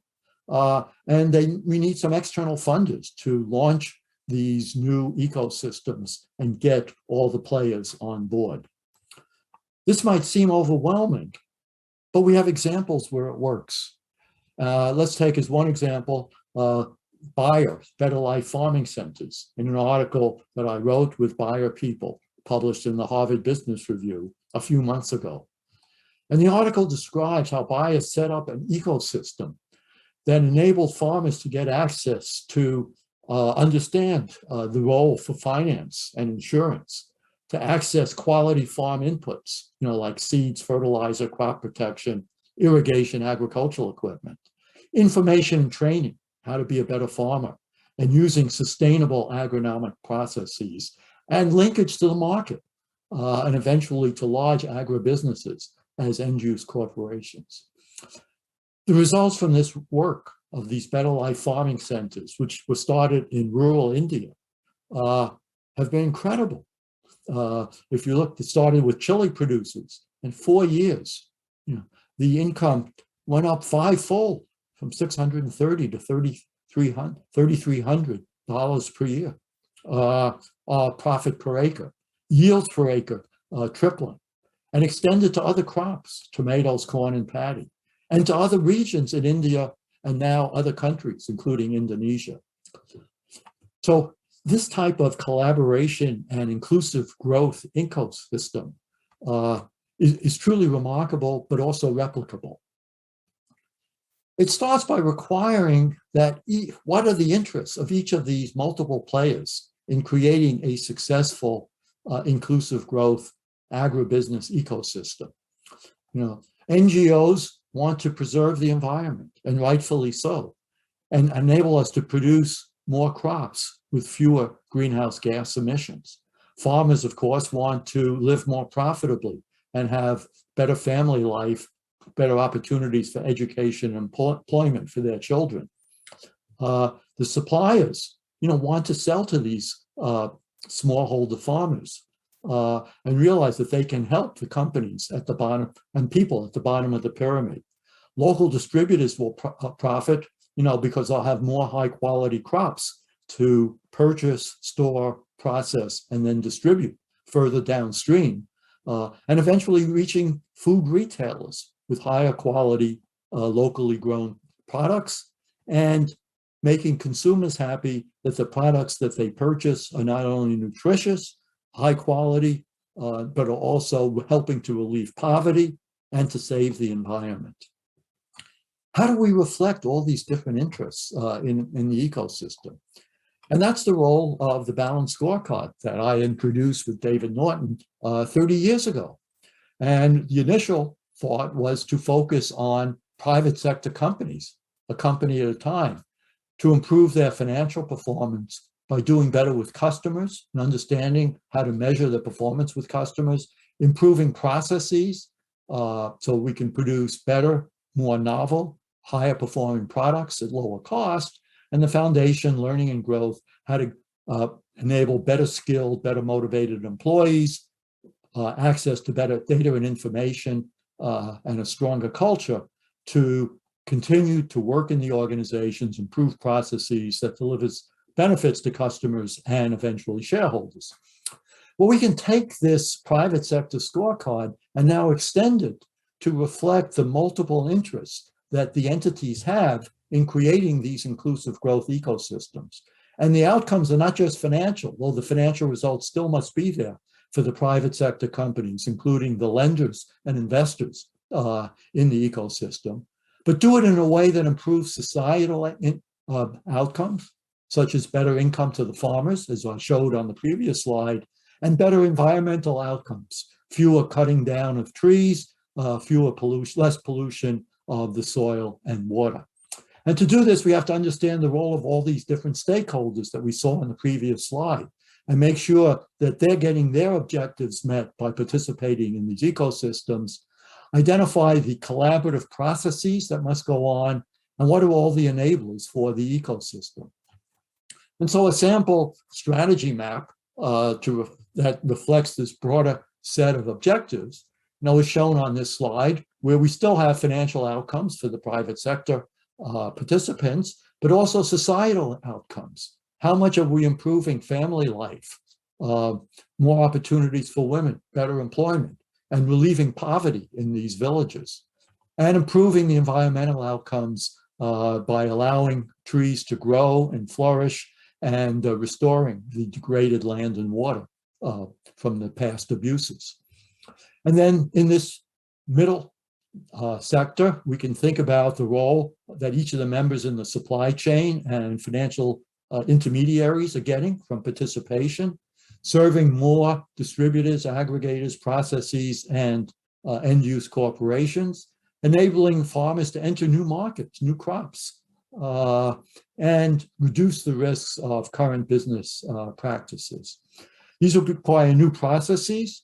We have to be able to distribute and sell to people at the bottom of the pyramid, a lot of them the smallholder farmers, but also purchase their products and services and use them in corporate supply chains. We have to do environmental management processes to eliminate waste and reduce the degradation that has gone on. And once we've created these scorecards at the high ecosystem level, we can get the strategy map and objectives for the lead company, the end-use corporate off-taker, all the way down to the smallholder farmer. What do they want to get out of it? What financial performance? What performance for their families and themselves do they want?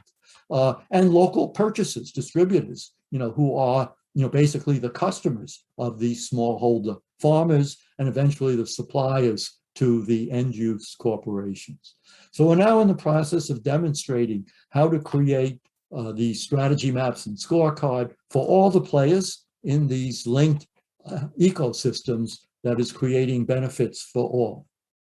And it's not just to help set up the scorecard, this becomes the governance system that we will be using with them on an ongoing basis as we bring all the players together, including representatives of the farmers and the local aggregators, to see what's working in the ecosystem and what's not working. What do we have to get better at? Make sure that everybody is getting benefit, financial benefits, societal benefits from their participation.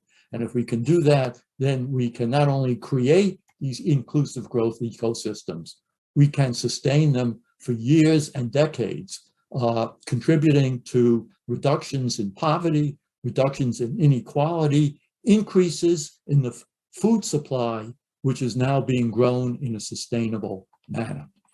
This is all, very exciting, but is all very doable. And I hope to collaborate with you as we go forward on this journey.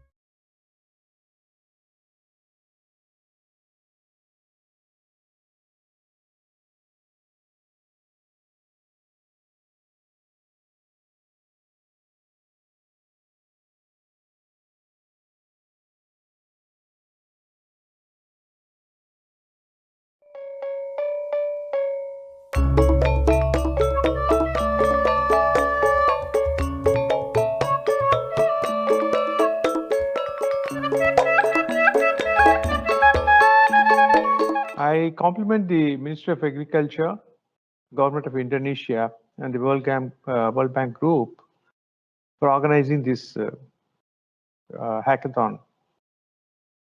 It's a very unique attempt to infuse innovation into agriculture with an impactful action on the ground at the same time. So it's all about, making a difference to the agriculture sector through innovation and digital agriculture. We have seen that in several countries, including Indonesia and India even, we have reached a plateau with all the technological innovations in the form of green revolution. Now we have to go with the fourth industrial revolution, as I see it, if we have to create a further enhancement in the productivity and production in the agriculture sector. Talking about innovation, innovation cannot be produced nor can it be procured through a formal process. It has to just happen. We need to kind of, as government, as a multi-stakeholder community, we need to put in place the necessary enablers for innovation to happen, as I see. There are three major innovating enablers that we need to think about. The first one is about the data. We need to have data on which innovation can be attempted in the first instance.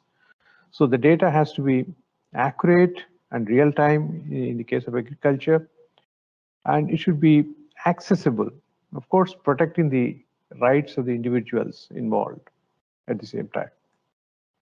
The second enabler is the digital ecosystem that produces the data required for innovation. So the kind of applications, the kind of platforms that we need to have to generate that data. It is kind of desirable that we think of an ecosystem approach here rather than a system approach, which is typical and traditional. The ecosystem enables the public sector and the private sector systems to interoperate in a seamless manner and produce a better effect as a result of this. So the third component or enabler is to establish the framework for public-private partnership. So here is an innovation, here is an agri-tech enterprise which has really got a brilliant idea. But how does it scale? How does it access the various data sets and scale across larger geographies and several countries. So we need partnerships to begin to happen in this space. So for which you need to have a framework which addresses the various requirements of a collaboration between the public and private sector. So the beauty of a PPP framework is that it combines the accountability of the public sector with the efficiency and agility and flexibility of the private sector. So net what I'm saying is that if we put the key enablers in place, I think innovation will happen very rapidly and in a way that will help the farming community in a much more meaningful manner. In India, I know we have been taking up several initiatives. I would like to mention two initiatives which are relevant in this context of this hackathon. The first one is called IDEA, or India Digital Ecosystem for Agriculture. We have evolved it over the last 2 years in a consultative manner, consulting with the public, with the industry, with the stakeholders, with academia. And it's a unifying platform consisting of several key building blocks. An ecosystem, just like innovation, it cannot be built overnight and it has to evolve over a period of time. So the idea is about a framework that enables the ecosystem to evolve in a rapid manner. So it revolves around certain core building blocks, you may call them, like for instance, the unified farmer service interface, which enables interoperability across the public and private sector, with the farmer being in the center and the consent of the farmer being also critical in the whole exercise. The second initiative I would like to mention now is about AI for AI. It's for AI for agriculture innovation. It is bang on the theme of this hackathon. It's about agriculture innovation and more so the responsible deployment of emerging technologies in the area of agriculture. Why I'm saying underlining the word responsible is that technologies like artificial intelligence and machine learning and IoT and drones, blockchain, have all their tremendous positive value, but there is also a potential negative or harmful effect that they can cause if not properly used. So we need to balance this, the positive side and the negative side, and see that we maximize the positivities as such. So AI for AI, or AI for Agriculture Innovation project, is the project promoted by the World Economic Forum, for which I am a chief advisor to the India Center of the World Economic Forum. We are working with a few provincial governments in India to pursue this concept.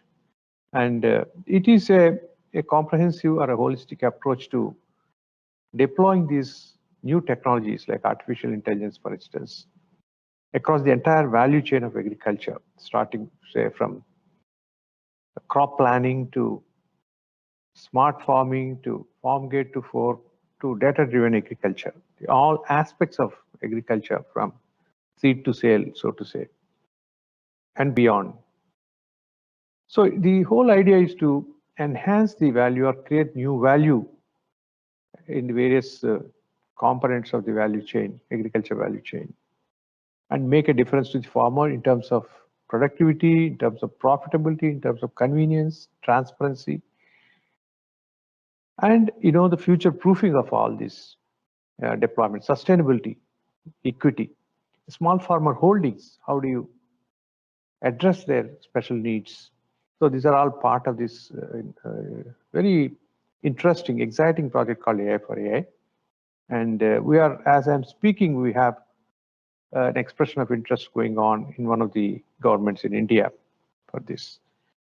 So in short, the attempts like this, like the hackathon and what's happening in India and several other countries, I would say, we are at an exciting time now where the innovation is being applied in several different ways to the field of agriculture. so that we meet the sustainable development goals related to food and agriculture sooner than 2030. So I wish the event a grand success, and I look forward keenly to the kind of solutions that will be brought forth at the end of this hackathon. And I thank the government of Indonesia and the World Bank Group for affording me this opportunity to share some of my thoughts. Thank you all, and all the best.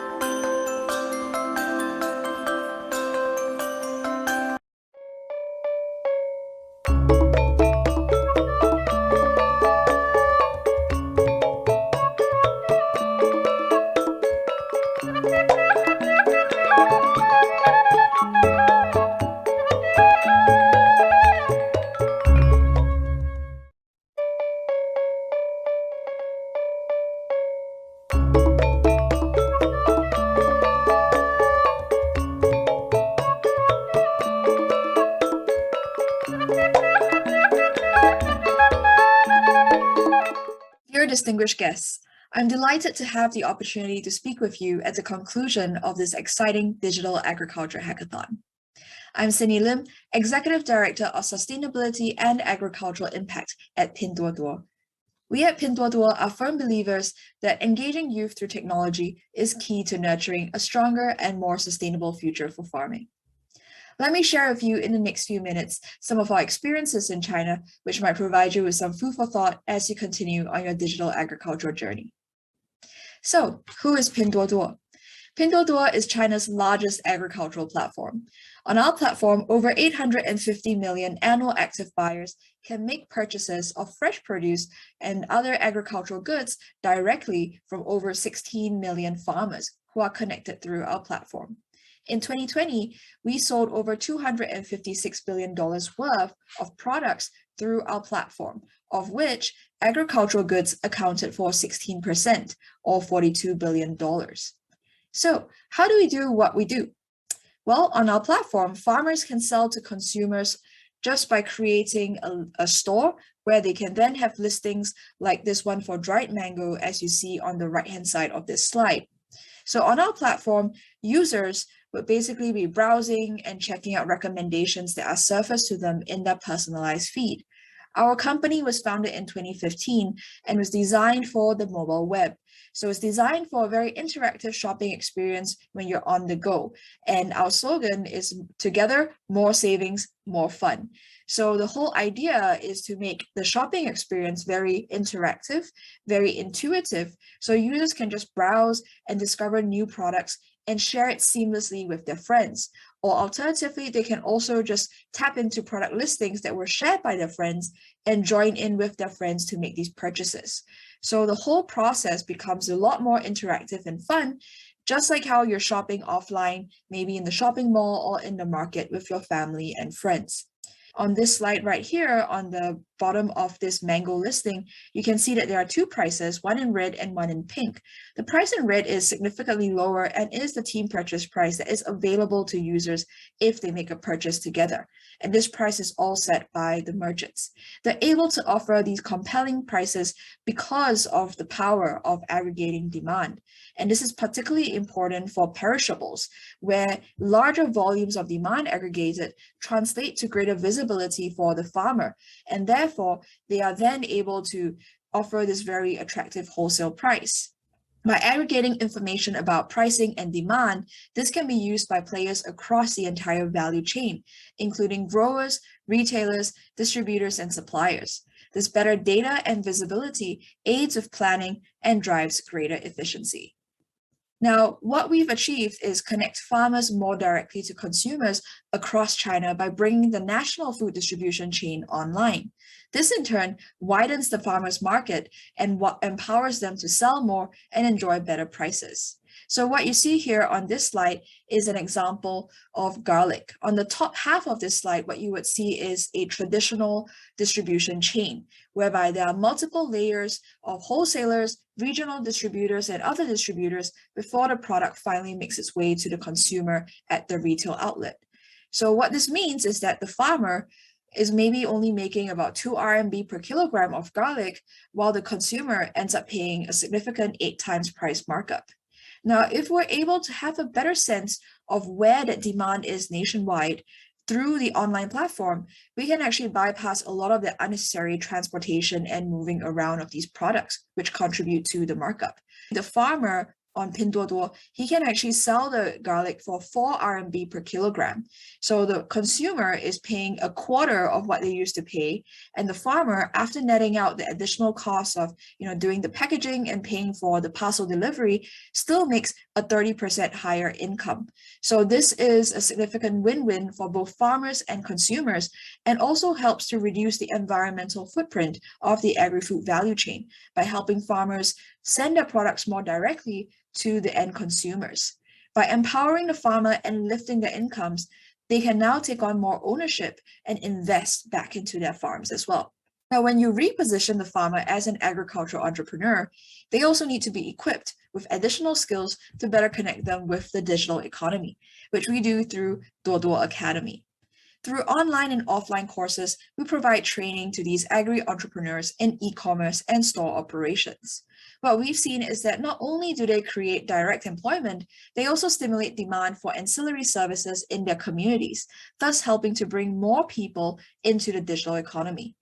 With ready access to analytics on store sales and guidance on selling as well as growing through our partnerships with agronomic institutes like China Agricultural University, we see that the barriers to success in farming can be gradually lowered, and farming in general can be made a more appealing career. To date, we have trained over 100,000 new farmers. These are youngsters who are already experienced in mobile internet and technology and have had some exposure to life maybe in the big cities, or at least with e-commerce. So as they go back to their rural hometowns and start up their own agri-businesses, they've also been upskilled and trained by us with how to actually successfully create an e-commerce business to sell their local hometown produce. And we are committed to training another 100,000 of such new farmers over the next 5 years. On the upstream production side, we are also leveraging our skill to connect farmers with agri-tech to help them improve their cultivation. Dodo Farm was launched in 2019 and features a unique tripartite partnership between ourselves, local governments, as well as agronomic institutes. So what we do is we actually sponsor and create some seed funding for the creation of a cooperative. This helps to overcome the constraints of small farmers tending to haphazard or fragmented plots of land.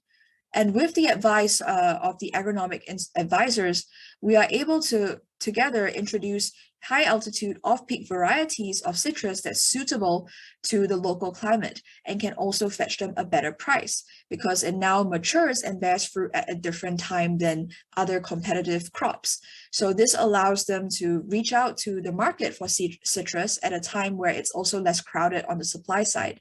With the use of new technologies that are now possible because of the larger plot of land, such as drip irrigation and drone spraying, the farmers have also seen a reduction in their fertilizer use as well as labor inputs. This is particularly important in a setting where a lot of the farmers are aging and there are fewer and fewer young manpower that's heading back to the villages to help out with the farming. So we really need to introduce technology to continue to maintain the sustainability of agriculture going forward. And I think this highlights the importance of reaching out and creating multi-stakeholder collaboration and partnership that can really help innovations to take root. The next example I wanted to share is our smart agriculture competition, where we are trying to cross-pollinate and stimulate wider interest in agri-tech to push the industry further. With our smart agriculture competition, we are basically providing a global platform for young technologists to demonstrate what is possible by combining crop science and AI, and we're challenging them to create practical solutions for the industry. Last year's inaugural event saw AI teams challenged to use machine learning and IoT technologies to remotely produce more strawberries in smart greenhouses in Yunnan. The AI teams eventually produced almost 3 times more strawberries than the traditional grower teams were able to in the adjacent greenhouse. And 2 of the AI teams have since commercialized their results and their findings and are now partnering with traditional farmers to improve their yield, with one of them working with over 100 households. We're now launching our second edition of this competition, and we are in the stage where the finalist teams are now trying to grow tomatoes in the smart greenhouses that we've built. They will be using AI and machine learning to see if they can produce more nutritious tomatoes with a smaller environmental footprint. So I think this again demonstrates the ability for technology to unearth new ways in which we can make a more sustainable impact. Lastly, I'd like to introduce our 10 billion agriculture initiative, which we announced in late August this year. We have pledged 10 billion RMB towards the advancement and adoption of agri-tech and the promotion of digital inclusion. And this initiative will be personally overseen by our chairman and CEO, Lei Chen. We hope that through our investment, we can accelerate the development and take-up of new technologies that can benefit China's farming communities. So in summary, some of the key takeaways from our experience that you might find relevant would be the following. First, human capital development is key to sustaining agri-tech digitization and transformation in the long term. We view human capital as not just a catalyst, but the essential fuel to sustain this long-term movement. We need to have youths who are willing to embrace agriculture and devote themselves to digitizing and modernizing this industry. And for them to do that, they must be convinced that there is a bright future in agriculture. So multi-stakeholder collaboration plays a big role in this and can help to bring in the needed resources and capital investments to improve the capabilities of farmers to grow well and sell well. Only then can we expect to see these young farmers flourish. A big part of that is also driven by digitization of agriculture. So with the digitization of the agri-food supply chain, for instance, on the supply and demand side, when we digitize that information and better match it, we can minimize food loss and waste.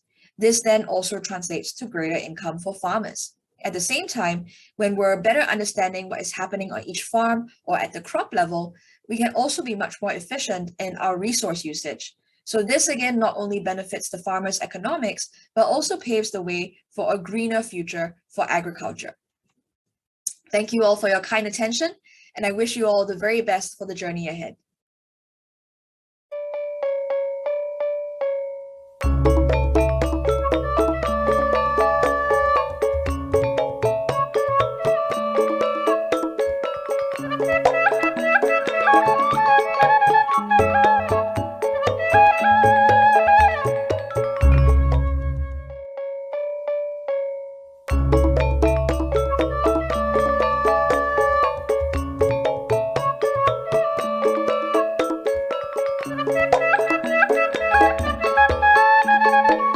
My name is Simon Winter.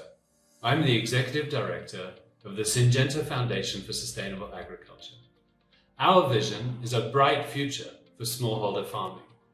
And in order to create that future, we need to work with young people who are looking to create a sustainable and resilient and profitable future for farming. We need to work with entrepreneurs, with farmers, with people wanting to provide services to those farmers to create that bright future. In Indonesia, we're very proud to be partnering with Yayasan Agri-Sustainary Indonesia, or YASI for short. YASI is our local partner, and I will come back in a moment to tell you a bit more about what they do. But first of all, let me just recognize that agriculture and food systems are in transition. The opportunity to create this bright future is very much enhanced, potentially, by digital technologies. However, at this point in time, we are still seeing too many digital technologies working in isolation, not working as part of a vibrant and connected ecosystem.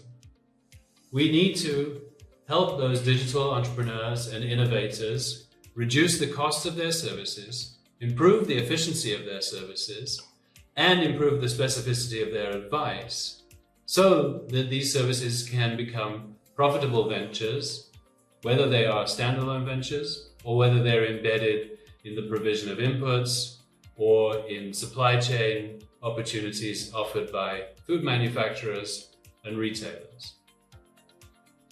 In order to help young people access these technologies, particularly in low-income rural areas where we focus, we need to also have these digital technologies have a human face.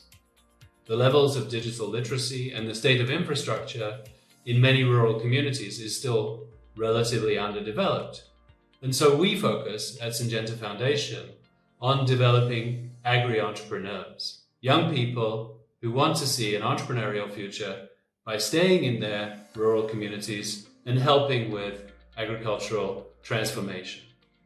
This means identifying a new generation of women and men who want to be these entrepreneurs, and then connecting them and training them and empowering them to work with digital innovators and offer digital services connected to the rest of what is needed by the smallholders. So back to YASI. YASI's focus in Indonesia is on sustainable intensification. And we do this in particular through the development of a network of local village-level agri-entrepreneurs running small one-stop shop solution centers, which we call Panchatani. These centers provide a combination of inputs, services, advice and training, market access, and access to financing. And they are complemented by insurance, agri-insurance services, through a program which we call Dana Pandan, and also through access to improved seeds varieties through commercialization of those varieties in an appropriate, accessible, and affordable way to the smallholders. We're working a lot on digital innovation, and we're very much looking forward to finding new partners and new opportunities to leverage, in particular, the Panchatani to be able to offer these digital services and digital opportunities to smallholders. This can lead to shorter value chains, it can lead to better and more stable markets, better prices, more profits for the entrepreneurs and for the smallholders. And we have a range of digital tools that we've been developing, like our e-farmers hub, that we can offer to be integrated into a digital ecosystem. But we can't do this alone. We need to support the development of multi-stakeholder initiatives and partnerships that can really create a powerful, integrated digital ecosystem where data and information can flow from businesses to the farmers and from the farmers back to their customers and their suppliers and their financiers and so on. So we look forward to finding new partners coming out of the Digital Hackathon and look forward to hearing from you. Thank you.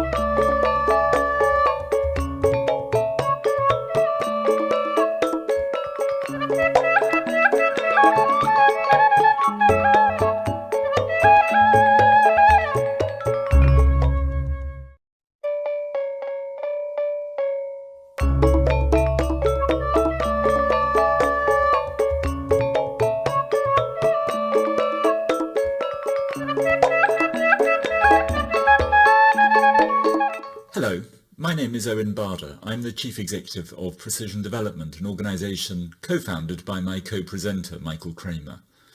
And I'm honoured to speak to you, the practitioners, the innovators who've breathed life and solutions into the Cultivhacktion over the past month. I thank the World Bank, the Indonesian government, the West Java provincial government, and all the partners for convening this important collaboration in the name of innovation and, critically, inclusion. At Precision Development, we build systems to share knowledge with the world's poorest and most disadvantaged people via their mobile phones.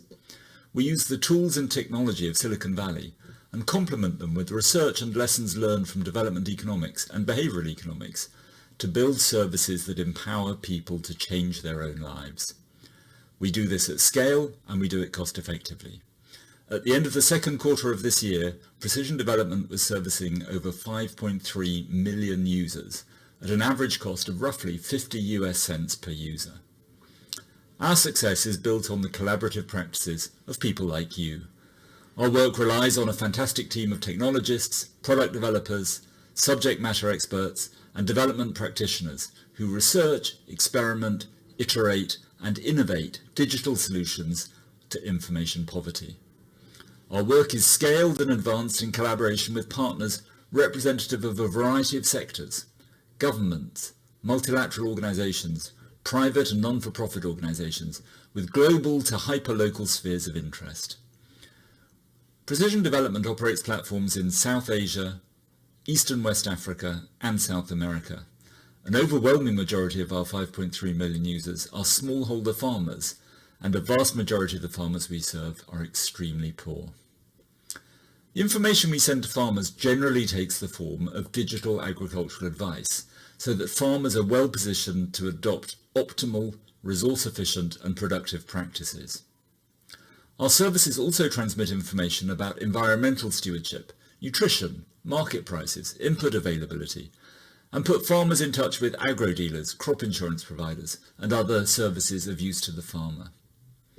We know, from the work of Michael Kramer and other colleagues, that if one provides compelling, accessible, and actionable information to smallholder farmers, be they relatively well off or extremely poor, they are capable of changing their behaviour and adjusting their cultivation practices, and switching the use and intensity of inputs to improve their productivity and well-being.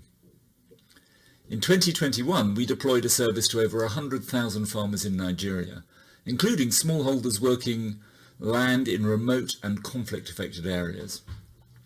For many of these farmers, the information we provided was the first extension advisory service they had ever received, and we sent it to them regularly, 1.13 million minutes of advisory information covering 9 priority crops and timed to each cropping cycle. You can read more about this intervention on our blog. You know that for information to be useful, it must be relevant and it must be at the right time. That is, it must be timed to meet the needs of the farmer. There's no point in sending a farmer post-harvest advice in the spring, or indeed to send a crop farmer information about fisheries management. Our platforms and tools help farmers to make informed decisions using information that is tailored to their productive activities, their location, their conditions, and their resource envelopes. By using mobile phones, we can time our communications precisely and provide information to farmers when that information is most valuable to them. Mobile phones also allow us to collect information from farmers to inform tailored information packages distributed over the course of a cropping. By collecting relatively basic information from a farmer, such as their mix of crops, their land type, their soil conditions, and so on, and complementing this with information about weather forecasts or input prices and availability, market access, and so on, we're able to tailor the information we dispense and dramatically increase its value and usefulness. At-scale digital systems offer rich opportunities for learning and innovation. Our teams routinely deploy A/B tests to assess the relative effects of a range of factors on improving listening rates and adoption. For example, the effects of reminder SMS messages, the timing of calls, the structure and the length of a message, and so on. In Uganda, for example, we found that both male and female farmers are more sensitive to messages narrated by a female voice. And now all our calls in Uganda are narrated by a woman. We innovate and we learn as we deliver. Mobile phones also allow us to communicate with farmers in the context of crises.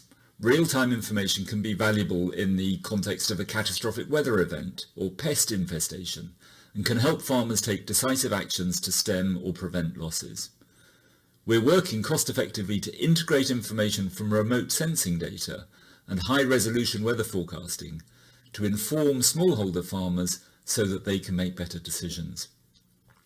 Traditional extension activities, from farmer field days and farm visits, had to be drastically curtailed because of the COVID pandemic, while digital information services and exchange have proliferated. All of you have in your pockets a small but effective tool for which we can build powerful information systems to empower farmers, advance environmental sustainability, and tackle poverty. I applaud the work you've advanced through this hackathon and look forward to hearing more about the innovations that you have pioneered. This pandemic has cruelly exposed global and national inequalities. As Greta Thunberg observed, while we all face the same storm, we're not all in the same boat. COVID-19 has hit poor people hardest, and it has hit women harder than men. The COVID-19 pandemic has reminded the world of our common humanity, that nobody can be safe until we're all safe. It reminds us too of the value of shared knowledge and the power of knowledge. We're overcoming the virus through a combination of remarkable collaborations and innovations, and critically, through the sharing of knowledge and information. Yet we still don't have good enough systems for sharing knowledge with everyone who can benefit from it, even though it's largely costless to do so. Today you've all advanced that ambition, and we thank you.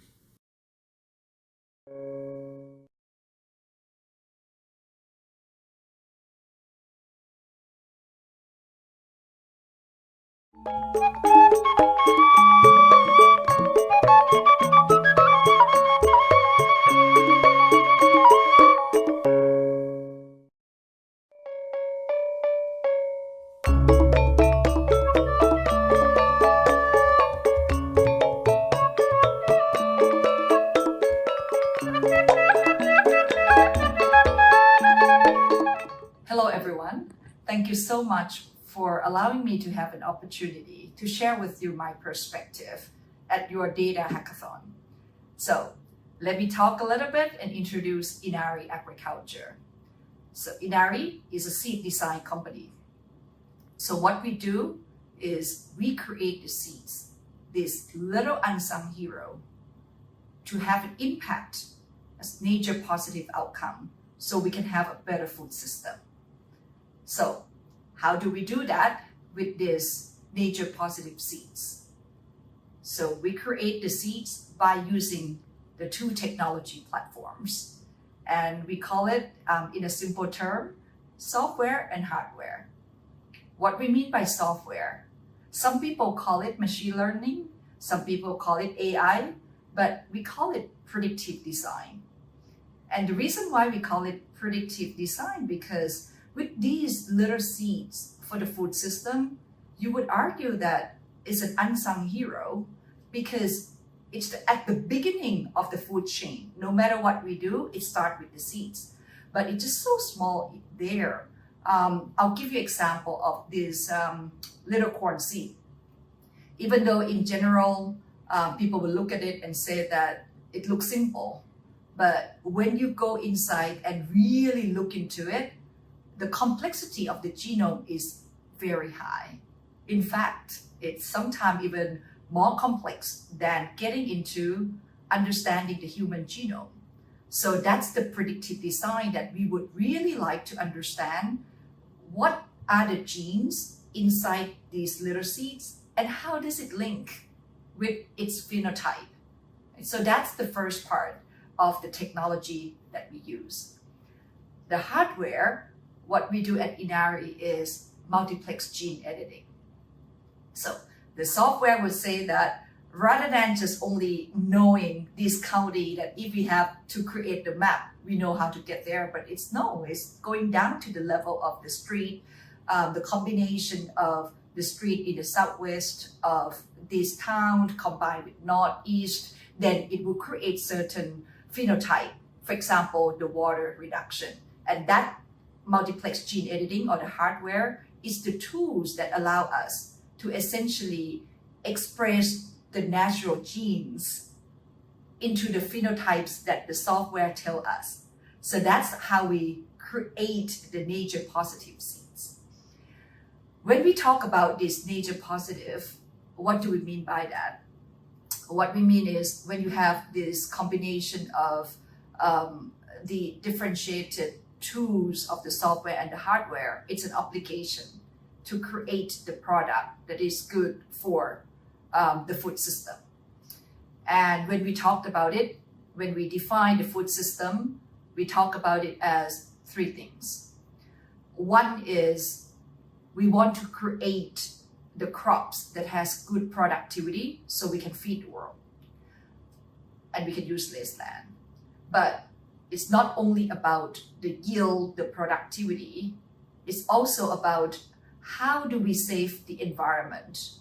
How do we use less resources such as water, such as chemical fertilizer? And the third part, it's not only about yield, it's not only about the environment, but the profitability to the farmers who live in the community, and then that profitability will bring up the profitability of the community overall. And that's how we talk about, how we think about the nature positive outcome. We think about it as the triangle, that we want to create three things that could build up the sustainable food system. And that's what we do. And I encourage every one of you to think about what you're doing that can create the impact to society, whether it's small or big. The problems of what you are trying to solve right now is a lot. It's not going to be coming from just one company, one entity. We all have to solve it together. And talking about diversity, in fact, our business model and the whole business concept of seed design of Inari is about how do we create the diversity from the nature the most, genetic diversity. And that's the principle of how we do the business. Same thing in terms of diversity of thoughts, how we work together in the company here. It's about how we ensure that we embrace the diversity of the thoughts, of the thinking together. I'm proud that in our organization, we do have 50-50 female and male in terms of the diversity of how we work at Inari. And on top of those, the background and the knowledge coming from not only about agriculture, some of them come from pharmaceutical industry, some coming from the academia area. So that's what we actually encourage, that the more that we can think differently, the better it is to build on top of one another. So that's the piece that I would like to share with you. Everything that you do, every encouragement to go back to the purpose, every single encouragement to think out of the box, every single encouragement to solve the problems that sometimes you would argue, you use the word as, is unreasonable. Right? And if you could solve the unreasonable problems, that's when you get the real breakthrough. With that, I would like to thank all of you very much in giving me this time to share with you our perspective. Thank you.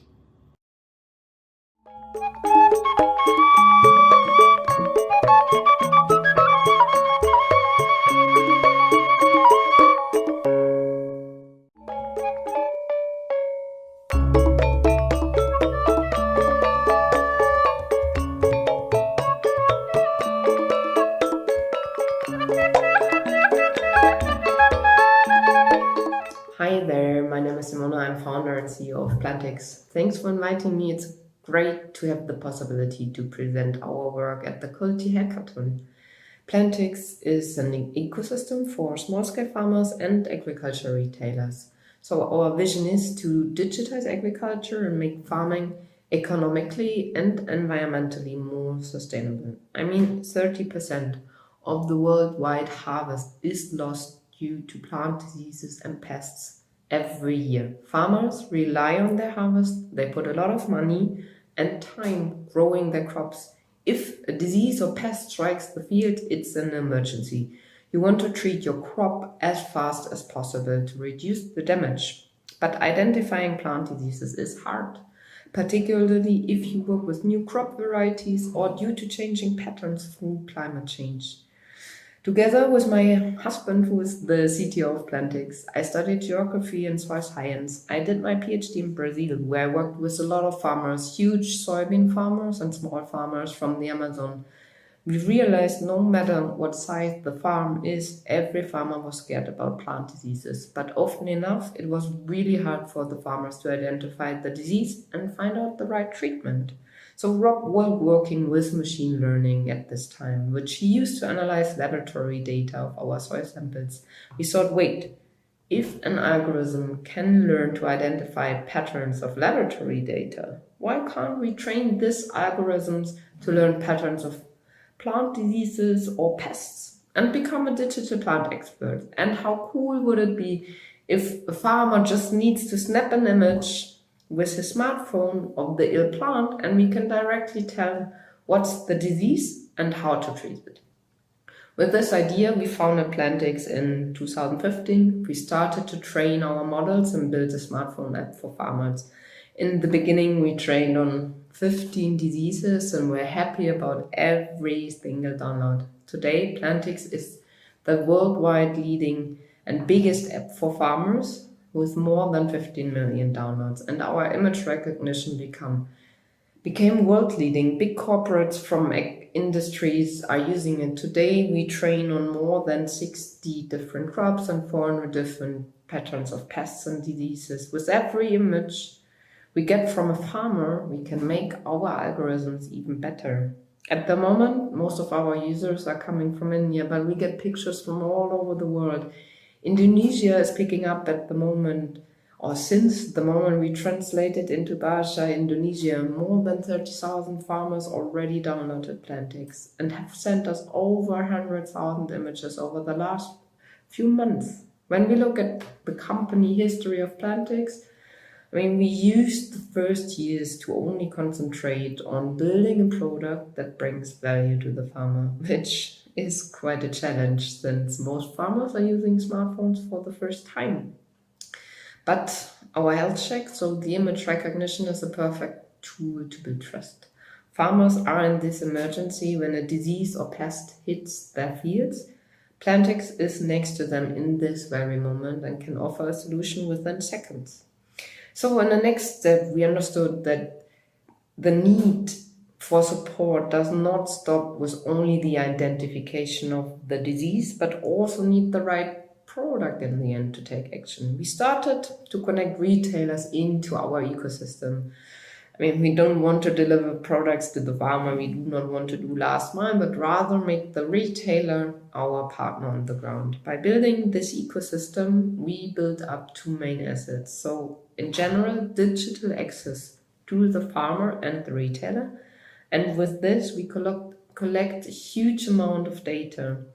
So data on field level in real time, which is otherwise not available. Based on these two assets, we can plug in several services to monetize our ecosystem. Nearly all services around farming suffers from a lack of digital access and to the farmer, as well as from data on farm level. We deeply believe that we rather monetize at this tail end than the farmer directly.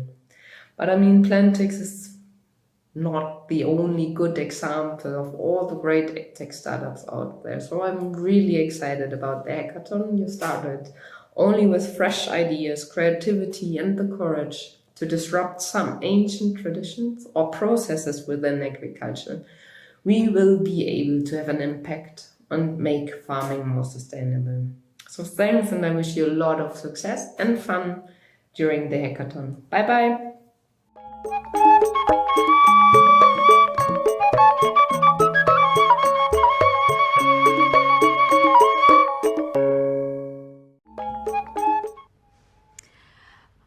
Okay, now, ladies and gentlemen, and to all audiences, now we have come to the end of the closing ceremony, and we hope you guys can get the insight from our finalists and from our speakers, and become inspired to explore the potential digital agriculture. And I would like to thank to all the initiators, World Bank Group, Microsoft, Tani Hub Group, GIZ, and also to our stakeholders, Ministry of Agriculture, Republic of Indonesia, West Java Provincial Government, Plug and Play, FAO, IPB University, Data Science Indonesia, Grow Asia, Planet, and MDI Ventures. And of course, to our mentors and judges and all the participants and ladies and gentlemen. Thank you so much for joining this closing ceremony, and see you again in the next Cultivhacktion. Bye.